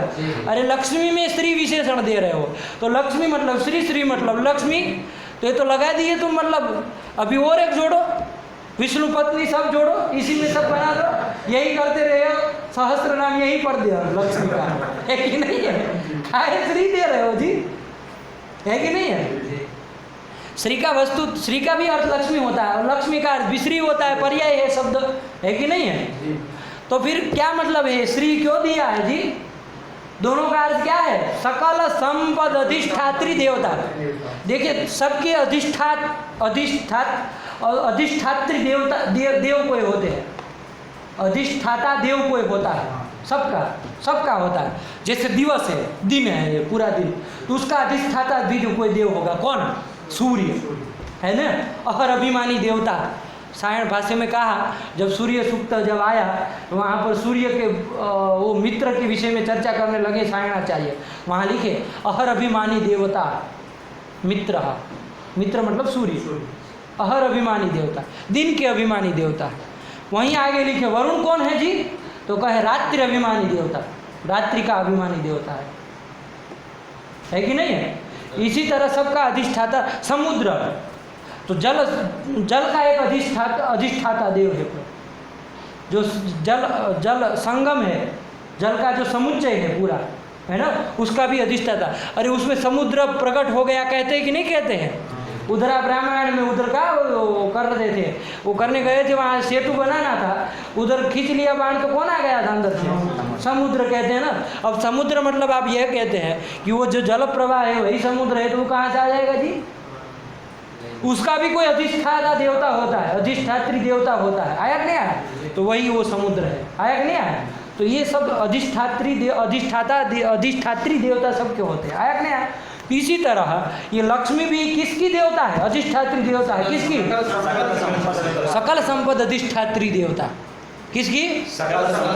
निखिल संपत्ति, जितनी भी जगत में आपको संपत्ति दिख रही वो सबकी अधिष्ठात्री देवता यदि कोई है तो वो पराम्बा लक्ष्मी है और वही श्री है। तो फिर श्री विशेषण क्यों दिए, हमारा प्रश्न था। तो व्यर्थ हो रहा है ना, निष्प्रयोजन। श्री देने की कोई ज़रूरत है लग रहा है। यहाँ पर ध्यान दीजिएगा, श्री जो पद है वस्तुतः लक्ष्मी का वाचक है, लक्ष्मी का वाचक ही है, लेकिन जब लक्ष्मी शब्द पढ़ा ही है साफ साफ तो श्री का अर्थ हम वो नहीं करेंगे, सर्व संपद अधिष्ठात्री देवता नहीं करेंगे। श्री का मतलब क्या?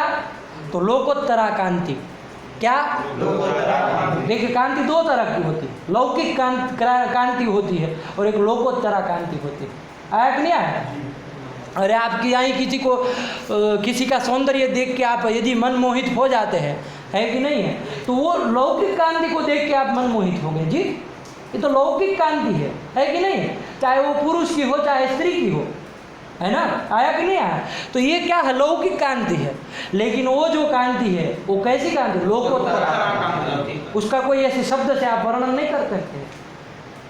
इधर तो आप वर्णन कर देंगे, गोरा है, काला है, वो है, फलाना है, ढिकना है, कर देंगे। उधर ये सब नहीं चलता, लोकोत्तरा कांति। बात समझ में आया कि नहीं आया? ये चीज़ तो यही कह दिया। श्री शब्द यहाँ पर सर्वत्र संपद अधिष्ठात्री देवता पर नहीं मानना है, अपितु लोकोत्तरा कांति। आप वहाँ की श्री लक्ष्मी रमणम का प्रतीक लेके जो आपकी प्रभा उठी है उस प्रभा को आप यदि देखेंगे तो आपको समझ में आएगा। श्री लक्ष्मी रमणम इति प्रतीक लेकर के लिख रहे हैं। क्या लिख रहे हैं? श्री ही क्या? तो लोकोत्तरा कांति। श्री ही बराबर क्या?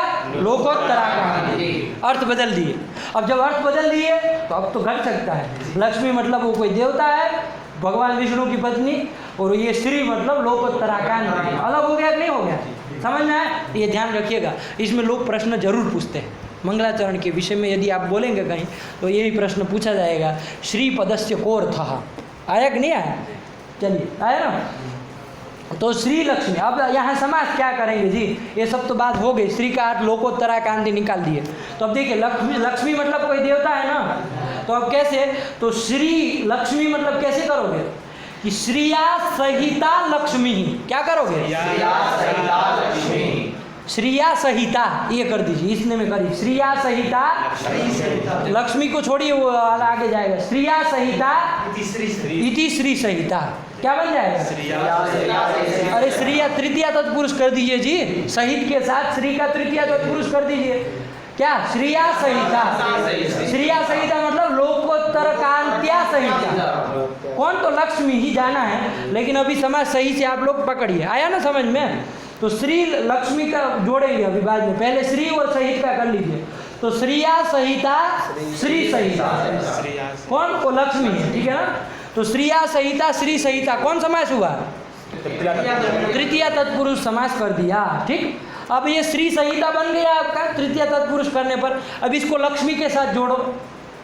श्री सहिता कौन है? लक्ष्मी है ना, तो लक्ष्मी है वो श्री सहिता, श्री सहिता वो लक्ष्मी, मतलब लोकोत्तर कांति सहित जो लक्ष्मी, यही बताएगा ना। श्री सहिता लक्ष्मी मतलब लोकोत्तर कांति सहिता लक्ष्मी, है ना? अर्थ यही, अर्थ भी ध्यान में रखते चलिएगा। फिर पूरा पढ़ा देने के बाद ये मत कहिएगा ये श्री लक्ष्मी कैसे, श्री सहित लक्ष्मी कैसे कर दिए, लक्ष्मी के सहित लक्ष्मी कैसे कर दिए मत पूछना, क्योंकि अब बता दिया आपको। श्री मतलब लोकोत्तरा कांति, और वो श्री का तृतीय तत्पुरुष सहित से साथ करिए, तो श्रिया सहिता श्री सहिता बना लिए। अब श्री सहिता और लक्ष्मी का समास करना है, तो कौन समास कर देंगे? कर्मधारय कर दीजिए। श्री सहिता चासो लक्ष्मी इति श्री लक्ष्मी ही। अब आप कहेंगे कि श्री सहिता चासो लक्ष्मी ही होगा, अलौकिक लौकिक, इसका समास करेंगे तो श्री सहित लक्ष्मी ही ऐसा होना चाहिए ना। तो यहाँ मध्यम पद का लोप कर देंगे। ये जो सहित है ना, आपको सहित है ना, उसका लोप कर देंगे। कौन भारती है ना कोई? शाक पार्थिवादी नाम सिद्ध है उत्तर पद लोपो लोपस्य उपसंख्यानम कर्तव्य। आया कि नहीं? क्या कह रहा है? शाक पार्थिवादी नाम सिद्ध है। वार्तिक का अर्थ भी समझिए, ऐसे ही बोलिए मत। शाक पार्थिवादी नाम सिद्ध है। शाक पार्थिवादी गण में बहुत सारे शब्द आए, उनकी सिद्धि के लिए उत्तर पद लोपस्य उपसंख्यान, उत्तर पद का लोप कर देना है। देखिएगा, जैसे शाक पार्थिव को ही लिया जाए, शाक प्रिय, शाकस्य प्रिय,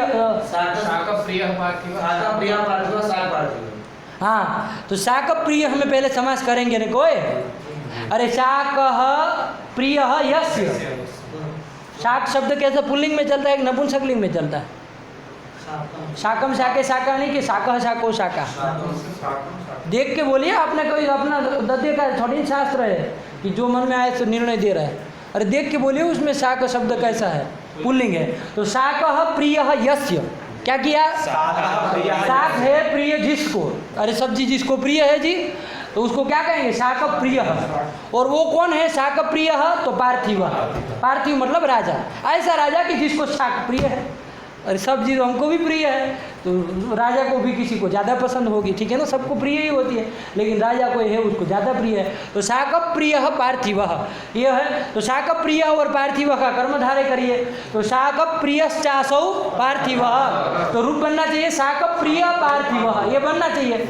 हमको बनाना है शाक पार्थिव, तो उसकी सिद्धि तो नहीं ना होगी, क्योंकि कोई ऐसा सूत्र तो है नहीं जिससे कुछ हो जाए, इसमें शाक प्रिय बन जाए, ऐसा तो है नहीं। तो इसलिए वार्तिक है कि शाक पार्थिवादि नाम सिद्ध है, शाक पार्थिव की सिद्धि करने के लिए। और इत्यादि वो आकृति गण है, तो जितने भी आएंगे उस तरह के टाइप के शब्द, तो उन सब की सिद्धि करने के लिए उत्तर पद का लोप करना है, उत्तर पद का लोप करना। और उत्तर पद का लोप तो शाक प्रिय पार्थिव, तो पार्थिव का नहीं कर देना है, पता चला कि पार्थिव का ही उड़ा दे रहा है। उत्तर पद तो वो भी है, उत्तर पद मतलब पूर्व पद जो है उसमें जो घटक उत्तर पद है, ध्यान दीजिएगा। शाक प्रिय पहले बनाए थे बहुरी करके, उसमें भी कोई पूर्व पद उत्तर पद था पंडित जी, ठीक है। अब वो शाक प्रिय जो समस्त है बहुरी समास वाला, उसका पार्थिव के साथ किए हैं। अब उत्तर पद का लोप करना है, मतलब इधर पार्थिव को उड़ा दिए, पता चला शाक पार्थिव कहाँ से बनेगा किसको लोप करना है? पूर्व पद घटक जो उत्तर पद है, वो जो प्रिय उसको उड़ाना है, उसका लोप करिए, तो क्या बनेगा? शाक पार्थिव, ये बना, तब सिद्धि होगी ना। तो क्या वो उत्तर पद का अर्थ ध्यान रखिएगा, गड़बड़ हो जाएगा, पूछते हैं लोग। उत्तर पद मतलब पूर्व पद घटकोत्तर पद, ये व्याख्या अपेक्षित है, वहाँ सापेक्ष है, व्याख्या सापेक्ष ग्रंथ है। चलिए, तो पूर्व पद घटक पूर्व पद घटकोत्तर पदस्य लोप कर्तव्य, आया कि नहीं आया? तो ये कर लेंगे आप लोग। तो इसी तरह यहाँ पर भी कर दो, श्रिया सहिता, श्री सहिता कर लिए, श्री सहिता चासो लक्ष्मी ही, श्री सहिता श्री सहित लक्ष्मी, ये बनने जा रहा था, लेकिन वार्तिक आ गया शाक पार्थिवादी नाम। आप कहेंगे शाक पार्थिवादी में ये शब्द तो नहीं ना आया है, तो कैसे कर रहे? तो वो आकृति गण है जी, इस तरह के जो भी शब्द हो गए आप उसमें रख के कर सकते हैं, तो कर दीजिए, वो लगाइए वार्तिक। और पूर्व पद घटक जो उत्तर पद, पूर्व पद कौन है यहाँ? श्री सहित, उसके घटक जो उत्तर पद मतलब सहित, उसका लोप करना। तो क्या बचा? श्री लक्ष्मी। अरे मूर्खराज, सहित का तो तेरे दादा अभी लोप करके गया, कहाँ तुम घूम रहे हो? अभी श्री सहित लक्ष्मी लोप करो, तब भी श्री सहित लक्ष्मी, सालो तुम जाओ चूल्हे बाढ़ में सहित के साथ। ये कौन तरीका होता है जी? सहित का लोप किया ना, अब क्या वो क्या बनेगा? तो कहेगा श्री सहित लक्ष्मी, क्या बनेगा? श्री लक्ष्मी, ये बना श्री लक्ष्मी ही। अभी भी आप लोग, अरे लक्ष्मी आपका गिबंत नहीं है, तो आप वो गौरी की तरह बोल रहे हैं, मूर्ख राजो, विसर्ग रहता है वहाँ, लक्ष्मी ही लक्ष्मी, लक्ष्मी वहाँ चलता है, कहाँ है विसर्ग नहीं बोल रहे हैं आप लोग, गौरी की तरह समझ रहे क्या उसको? अरे वो लक्ष्मी गिबंत नहीं है, आप वो हल्के हल्के से लोप करने चले हैं। अरे लक्ष्मी, वो लक्ष्मी मूठ है, क्या क्या सब किया है, तो फिर लक्ष्मी ही क्यों नहीं बोल रहे हैं आप लोग? विग्रह में भी नहीं बोले, कोई नहीं बोला है, मैंने ध्यान दिया आपको गौर से, वही मेरा ध्यान था। लक्ष्मी में ना विग्रह में कोई बोला, ना रूप हो जाने के बाद कोई लक्ष्मी बोल रहा है। विसर्ग से इतनी कौन दुश्मनी भाई? क्या बोलेंगे? विग्रह बोलिए, फिर समास बोलिए, क्या होगा? बोलो। श्री सहिता चासौ लक्ष्मी, श्री सहिता चासौ लक्ष्मी इति श्री लक्ष्मी इति श्री लक्ष्मी, लगा कि नहीं लगा? ये बोलिए, आया ना?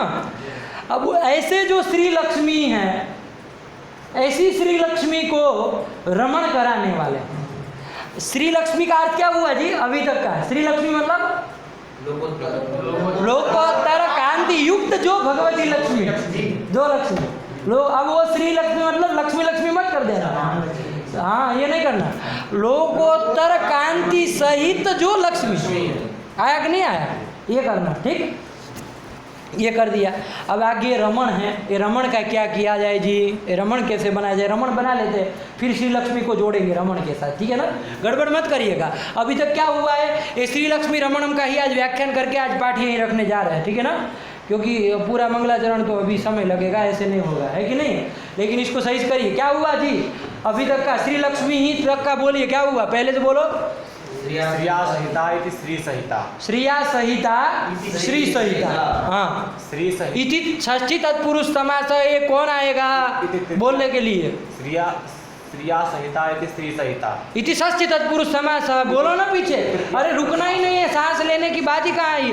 एक सांस से चालू किया, पंक्ति खत्म ना हो, सांस नहीं लेना है। ये तो साले हिजड़े की तरह बीच में 10 बार सांस लेंगे एक पंक्ति बोलने के लिए। बोलो तुम जी। श्रिया संहिता श्री संहिता इति षष्ठी तत्पुरुष समास, तृतीया तत्पुरुष समास आया कि नहीं आया। तो फिर ऐसे एक झटके में बोलना है कि इस हिजड़ों की तरह 10 बार सांस लेंगे। श्रिया संहिता इति श्री संहिता, जैसे अभी कोरोना लगा है उधर इसको कौन सा वो लगाना पड़ेगा, है ना सर, एक सबको चाहिए, हमको लग रहा है इधर पाठ में एक ही नहीं है, एक फीट होना चाहिए में लगा लिया जाए। किसी की सांस मान लीजिए फूलने लगे, है कि नहीं है। अभी तो ये ग्रंथ चालू हुआ ही नहीं, परिष्कार की ओर तो बढ़े नहीं, अभी फूलने वाली है सबकी सांसें, ठीक है ना। तो उसके लिए चाहिएगा अपने पास कोई गैस सिलेंडर पड़ा हो लेके आइएगा, झोले में डाल के ऐसे मुंह पे लगा के ही बैठा करिए, कब ज़रूरत पड़ जाए पता चला कि वो डाउन हो गया, पता चला 90 से नीचे चला गया, तो यही चले जाएंगे। चलिए आया कि नहीं आया, चलिए हम क्या हुआ, तो श्रिया संहिता श्री संहिता षष्ठी तत्पुरुष समास और तृतीया तत्पुरुष समास और श्री संहिता चाशो लक्ष्मी श्री लक्ष्मी इति मध्यम पदलोपी समास, ये बोल दीजिए। कर्मधारय भी बोले तो गलत नहीं है, लेकिन साफ हो जाए कि संहिता का लोप हुआ तो मध्यम पदलोपी समास। आया कि नहीं, हुआ तो कर्मधारय ही है। चलिए, तो श्री लक्ष्मी ही बन गया। अब इसको साइड में रख दीजिए, श्री लक्ष्मी ही को। श्री लक्ष्मी का बोध क्या होगा, शब्द बोध क्या होगा, श्री लक्ष्मी लोकोत्तरा कांति सहित सकल संपद अधिष्ठात्री देवता। लोकोत्तरा कांति सहित, लोकोत्तर कर दीजिए ना, अब जब पूरा एक साथ बोले, लोकोत्तर कांति सहित सकल संपद अधिष्ठात्री देवता, ये आया कि नहीं बच्चा, समझ। चलिए अब रमण को बनाना है। रमण बहुत चलता है, राधा रमण, वो कौन रमण बिहारी, सब कितने रमण, सब जगह रमण ही चलता है। ये रमण तो समझा जाए, रमण को रम धातु है, कौन धातु है, रमु क्रीडायाम, आया क्या, रमु क्रीडायाम, उससे आप णिच प्रत्यय करेंगे, कौन करेंगे, रमयति बनाते हैं कि नहीं बनाते, रमयति है कि नहीं। अरे णिच नहीं करेंगे तो क्या बनता है, सामान्य रूप से रम धातु का रमते रमेते रमनते, छात्राः रमनते, बालकाः रमनते, बालक रम रहे हैं, क्रीड़ा खेल रहे हैं, है कि नहीं। तो रमते मतलब खेल रहा है, लेकिन खिलवा रहा है तो क्या करेंगे उसका, है कि नहीं खेल नहीं रहा है, उसको खिलवा रहा है, तो क्या करेंगे उसके लिए, है ऋणिजन करना पड़ेगा ना जी, तो वही कर देंगे।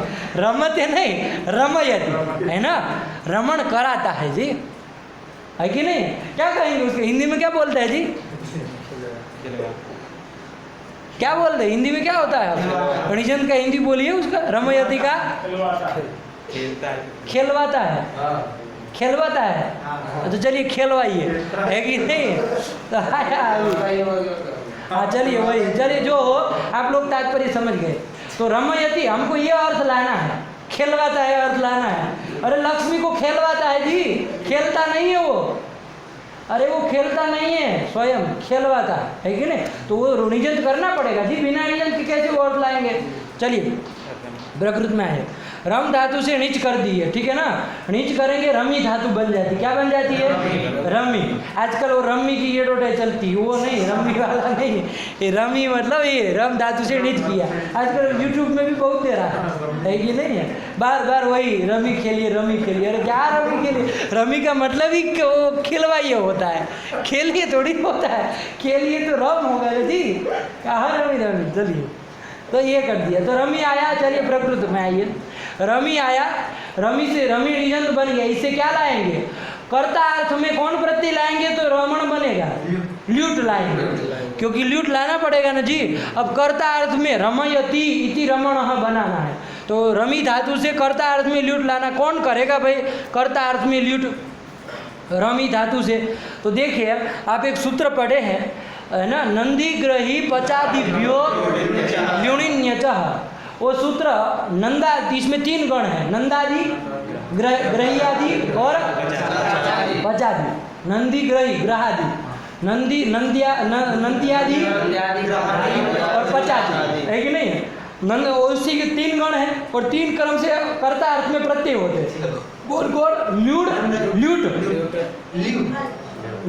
ल्यू ही पकड़ा है, घणीनी अच 3 होता है। तो नंदियादि गण में यदि कोई होगा तो क्या होगा? ल्यूट होगा, और ग्रहादि गण में यदि होगा तो णीनी होगा, और पचादि गण में होता हो तो, इसलिए हम लोग संक्षेप में बोलते पचाद्यत। अब लोग उसको सूत्र भी समझने लगे हैं, लेकिन आप लोग ध्यान रखें वो सूत्र थोड़ी है, वो किसी को मैंने पूछा ये आज किसी का पचाद्यत सूत्र से पचाद्यत, हम लोग तो अष्टधी बहुत याद किए हैं, ना तो ऐसा कोई वार्तिक आया ना तो ऐसा कोई सूत्र आया, पचाद्यत है क्या जी?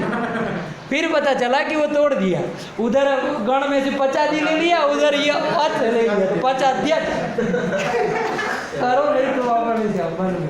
इसी तरह इधर बना नंदियादि लुट ल्यूट, है कि नहीं? और ग्रहादि णीनी, ऐसे कुछ कर लो तो नंदियादि गण में इसको मान लेंगे। किस में मानेंगे आप? और मानेंगे क्या? नंदियादि गण देखिए उसमें रमण शब्द आया है भाई, मानना क्या होता है? नंदियादि गण देखिएगा, नंदी आगे बहुत सारे लिखे हैं, उसमें आगे जाके एक रमण भी आया है ना, तो ये रमण शब्द क्या है? नंदियादि गण पठित शब्द है। तो ये नंदियादि गण में होने के कारण इससे कर्ता अर्थ में क्या हो जाएगा? ल्यूट हो जाएगा। तो रमी ण्यंत धातु से क्या कर दिए? ल्यूट कर दिए, ल्यूट का यू बचा, रमी यू, ये बन गया रमी यू। अब इस यू को क्या कर देंगे? अरे यू जो है देखिए एक मिनट, ये अनिट है ना, अरे यू जो है अनिट है अर्ध धातु के, तो अनिट अर्ध धातु के परे रहते हैं अनिटी, अणी का क्या हो जाता है? लोप हो जाता है ना। अणेर अनिटी क्या कहता है? अणे है लोप अस्यात्, अनिडे अर्ध धातु के परे, अनिड अर्ध धातु के परे, अनिड अर्ध धातु पर में है ही यू, है ना, तो उसके परे रहते नीच का लोप करिए तो क्या बचा? रम यू। अब यू को क्या कर देंगे? यू और नाको से अन कर दीजिए, तो क्या बन गया? रम अन, मिला दीजिए रम अन, और उसको णत्व कर दीजिए, रम अन बन जाएगा, णत्व हो जाएगा अटकुपांगुम से, और अटकुपांगुम से हो ही जाएगा, है ना। तो रमण बन गया, उसका सुप्रथमा एक वचन में रमण बनेगा। आया कि नहीं? तो रमण मतलब रमण नहीं, तो व्युत्पत्ति बोले ना, रमयति इति रमण, क्या बोल रहे हैं? ये बोलना है ना, रमयति इति रमण, जो खेलवाता है वो क्या है? रमण। आया कि नहीं आया? अब देखिए इधर हो गया, अब रमयति इति रमण कर दिया। अब उधर क्या पद बना के रखे थे? श्री लक्ष्मी बनाए थे ना, उसका और इसका समास करिए। कौन समास करेंगे? तो षष्ठी तत्पुरुष कर दीजिए। एक मिनट देखिए, एक ध्यान दीजिए, आप लोगों को थोड़ा ध्यान हो, क्योंकि इधर लोग गलती करते मैंने बहुत सुना है। इधर ये आप कर देते श्री लक्ष्मीम रमयति इति श्री लक्ष्मी रमण, ऐसा कर देते, ऐसे नहीं होगा, ये उपद समास नहीं होना इधर, ये मत करिए। देखिए रमयति इति रमण बना लिए, कौन अर्थ में लूट किए हैं? कर्ता अर्थ में किए ना, तभी तो रमयति बोल रहे हैं, रमण कराने वाला, आ रहा है ना रमण, तो रमयति इति रमण आप बना लिए। अब ये रमण क्या है? कृदंत है। क्या है? कृदंत है। तो अब क्या ये रमण कराने वाला विष्णु है?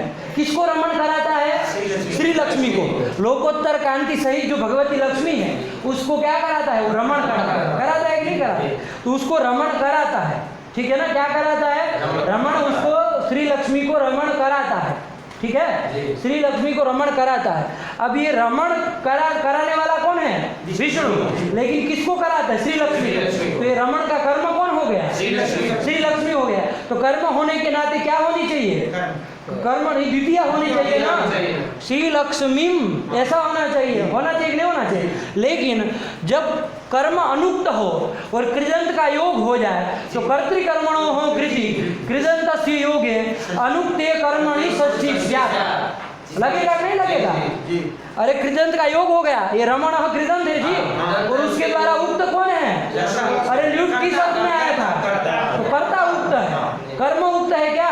तो कर्म अनुक्त हो गया, तो अनुक्त कृदंत का योग है, कर्म अनुक्त है, तो श्री लक्ष्मी जो कर्म है उससे षष्ठी हो जाएगी, आएगा नहीं? कर्मणि द्वितीय बात करके षष्ठी होगी, कर्तृकर्मण होगी, तो षष्ठी करेंगे तो क्या रूप बनेगा? श्री लक्ष्म्या। अजर रमण, अब करिए तो कौन समास होगा? षष्ठी तत्पुरुष। तो वही तो मैंने कहा आपको, तो अच्छा करने लगे इसलिए समझाना पड़ा। श्री लक्ष्म्या रमण, क्या? श्री लक्ष्म्या रमण इति श्री लक्ष्मी रमण आया, तम श्री लक्ष्मी रमणम नवमी लगा। अब ये श्री लक्ष्मी रमणम पर्यंत का आपको समास बोलना है क्रम से। कहाँ से चालू किए थे? समास के साथ बोलते चलना है, जैसे बोलना चालू करो। श्रिया सहिता श्री सहिता इति तृतीया तत्पुरुषः। श्रिया सहिता चासर। अब कहाँ है श्रिया सहिता? श्री सहिता बन गया ना जी। अब सीता लक्ष्मी ही के साथ क्या करेंगे? कर्मधारय करेंगे। श्री सहिता चासर लक्ष्मी लक्ष्मी इति श्री लक्ष्मी इति श्री लक्ष्मी। हाँ ठीक, मध्यम बदलोपी समास। अब और उधर रमयति इति रमण, ये बना करके अब करिए फिर इधर श्री लक्ष्म्याः रमणः इति श्री लक्ष्मी रमण इति षष्ठी तत्पुरुषः। यहाँ तक खत्म। और श्री लक्ष्मी रमणः तम श्री लक्ष्मी रमणम अहम नौमी, वैसे श्री लक्ष्मी रमण को मैं नमस्कार करता हूँ। आया कि नहीं आया? श्री लक्ष्मी रमणम का शब्द बोध बोलना हो तो कैसे बोलेंगे? लोकोत्तर कांति सहित, लोकोत्तर कांति सहित सकल संपद अधिष्ठात्री देवता कर्मक रमण कर्तृकर्मक स्तवनम। अरे करता है ना वो, रमण मतलब करता हुआ, ल्यूट करता अर्थ में ना, वो करता को नमस्कार करे तो नमस्कार का कर्म कौन है जी? उसका तो करता ही है ना जी, विष्णु। आया कि नहीं आया? तो ऐसे कर्तृकर्मक स्तवनम, वो नवमी का विस्तार से अभी देखना बाकी है, उसको कल देखेंगे। तो उसका अभी संक्षेप में बोल दीजिए स्तवनम। क्या बोलेंगे जी? स्तवनम नहीं, पूरा क्या बोलेंगे? लोकोत्तर। अरे समास हो जाता है फिर पुमंत का होते चलता है भाई। लोकोत्तर कांति सहित। रुकिए, कोई मत बोलिए चंडबंड। एक तो हिजड़ों को आता नहीं है बोलना है और फिर बीच में डब डब करेंगे। अभी बोलने के लिए कहूँगा तो लोकोत्तरा करेंगे फिर फालतू का। सुनिए ना क्या कह रहा हूँ। श्री लोकोत्तर कांति सहित सकल संपद अधिष्ठात्री देवता कर्मक रमण कर्तृकर्मक स्तवनम। क्या हुआ? लोकोत्तर कांति सहित सकल अधिष्ठात्री देवता सकल संपद अधिष्ठात्री। एक दो संपत्ति की अधिष्ठात्री तो आप भी है, आप लक्ष्मी है क्या? अरे कहाँ भाई, आपके पास भी लक्ष्मी, आप लक्ष्मी है क्या? तो 2 रुपये तो होंगे ही कम से कम, है कि नहीं? 10 रुपये होंगे, भाड़े से जाना होगा तो, है कि नहीं? ऐसी थोड़ी लक्ष्मी कहलाए। सकल संपद अधिष्ठात्री होगी वही भगवती पराम्बा लक्ष्मी कहलाएगी। और सब ऐसे तैसों का काम थोड़ी ना है। हाँ चलिए पढ़ो। लोकोत्तर कांति सहित सकल संपद अधिष्ठात्री देवता। देखिए रमण का चूंकि कर्म है ना, इसलिए देवता कर्मक रमण, और उस रमण का कर्ता विष्णु। ल्यूट का अर्थ करता है तो कर्ता, और वो भी स्तवन का कर्म है तो कर्तृकर्मक स्तवनम ऐसे जाएगा। क्या बोले? बोलो एक बार। लोकोत्तर कांति सहित सकल संपद अधिष्ठात्री देवता कर्मक रमण कर्तृकर्मक स्तवनम। आया लगा? बोलो जी। घबरा मत, गलत होगा तो डांटेंगे और कुछ नहीं होगा। श्री लोकोत्तर कांति सहित सकल संपद अधिष्ठात्री देवता लक्ष्मी कर्मक। ये बोल अर्थ भी साथ में शब्द भी बोल रहे हैं, है ना? इधर सब पागल बैठे हैं, नहीं समझ रहे हैं। लक्ष्मी कहाँ बोल रहे हो जी? सकल संपद अधिष्ठात्री देवता बोल दिए, फिर लक्ष्मी को छोड़िए। फिर सकल संपद अधिष्ठात्री देवता कर्मक रमण कर्मक स्तवनम। लोकोत्तर कांति सहित घंटपाठ लोकोत्तर कांति सहिता उसके आगे वाला सकल संपदाधिष्ठात्री देवता कर्मक रमण कर्तृकर्मक स्तवनम कर्मकम स्तवनम। चलिए बहुत अच्छे, इसको अभी पाठ लगाइए, ठीक है ना। इधर अंतिम देखिए, ध्यान दीजिए, मैं जो शब्द प्रयोग किया हुआ आप लोगों को दिमाग में आया है, देखना चाहिए पूरा। श्री लक्ष्मी रमणम में दिखना चाहिए। श्री मतलब लोकोत्तर कांति सहित, उधर लक्ष्मी सकल संबंध अधिष्ठात्री देवता आया यहाँ तक का। फिर वो चूंकि रमण का कर्म है, षष्ठी थी ना जी। अरे भले लुक हो गया समाज के कारण, अर्थ तो आएगा, बोध तो होगा कि नहीं होगा। बोध करने चलेंगे तो जो लुक हो गया उसका भी प्रतिसंधान किया जाएगा और वहाँ अर्थ जोड़ा जाएगा। तो षष्ठी कर्म में हुई थी ना, तो कर्म आया, देवता कर्म, कर्म का कौन है, रमण। रमण मतलब वो रमण, और वो रमण और ल्यूट आगे किए थे ना, वो ल्यूट का करता था, तो वो रमण करता।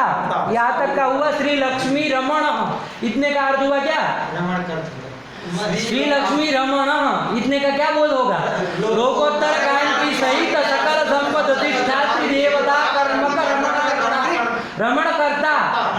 अरे श्री लक्ष्मी रमण प्रथमांत है, इसका बोध क्या होगा, रमण करता कहाँ से होगा, लोकोत्तर कांति सहित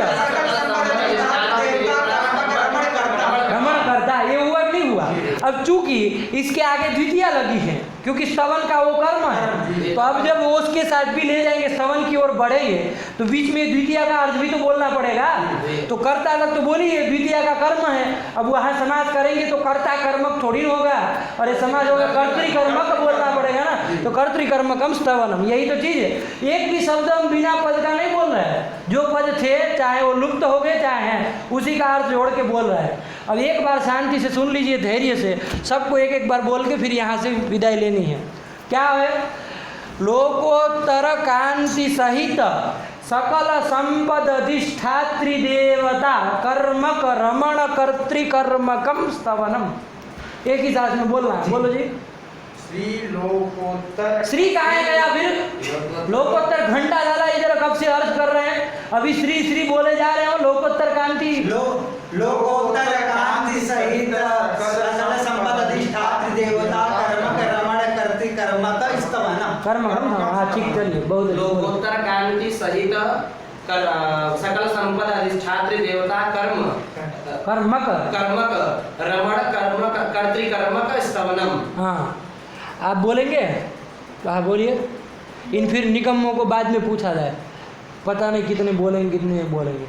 लोकोत्तर कांति सहित सकल संपद अधिष्ठात्री देवता कर्मक रमण कर्तृकर्मकम स्तवनम।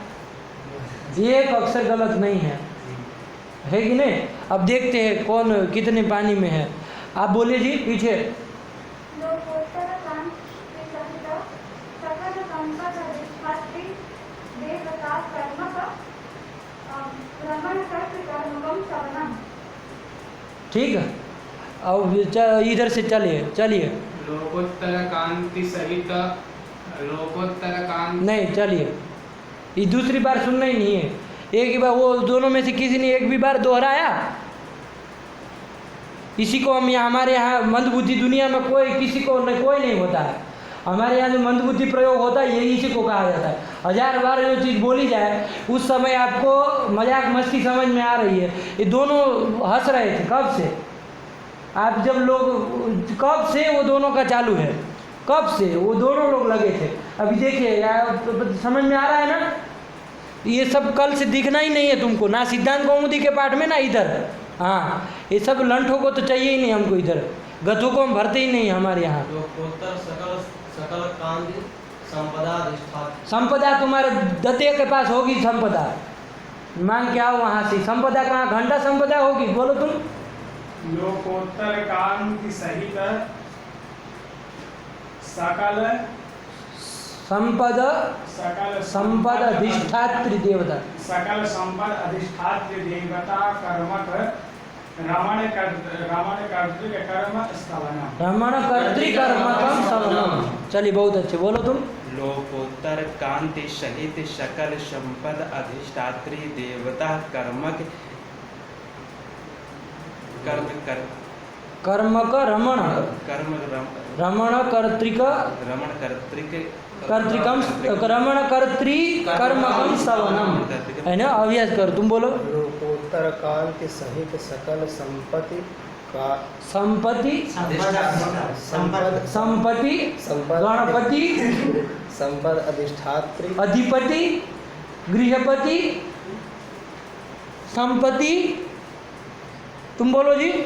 लोकोत्तर कांति सकल संपद अधिष्ठात्री देवता कर्मक रमण कर्तृकर्मकम स्तवनम। बोल दिया, चलिए सही आया कि नहीं आया। हाँ, 1 2 है ना। आप लोगों को तो कल से आना ही नहीं है, लेकिन पंडित जी आप दोनों लोग, आपका भी सही रहा, लेकिन आप एक बार बोलिए, सुनाइए एक बार। लोकोत्तर सकल ऐसे लोकोत्तर सकल नहीं होगा, उसको ध्यान से, उसको लगा कि इधर मैं अभी पढ़ा रहा हूँ, फिर मुझे पढ़ाने आएंगे तब मैं पढ़ूंगा, ऐसे सोच के बैठा।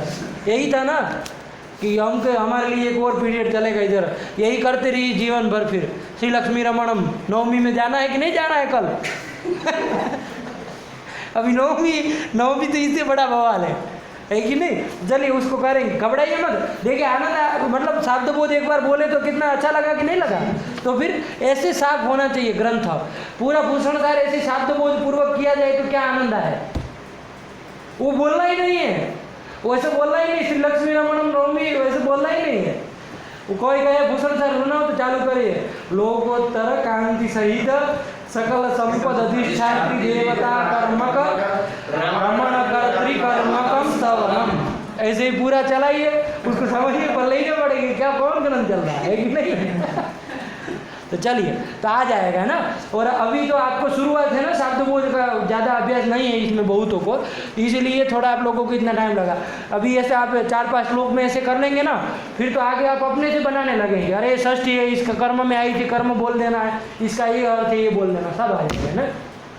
अभ्यास है ना धार्यते विद्या, हमारे यहाँ चलता है। पाठ यहीं रखा जाए। व्याज स्वीकृत सेवया विधुरभूदगरे सरश्रीमताम मानव्याहति कैतवा वनमनादीशस्त्रिलोकी पति संभिन्नाब्ज कुलप्रसूति विभवादम्भोजमब्जालयो यस्य श्रीगिरिजापदाम्बुजयुगं तत्स्यादभीष्टप्रदं भगवत्यै नमः, पराम्बिकायै नमः। अस्तु।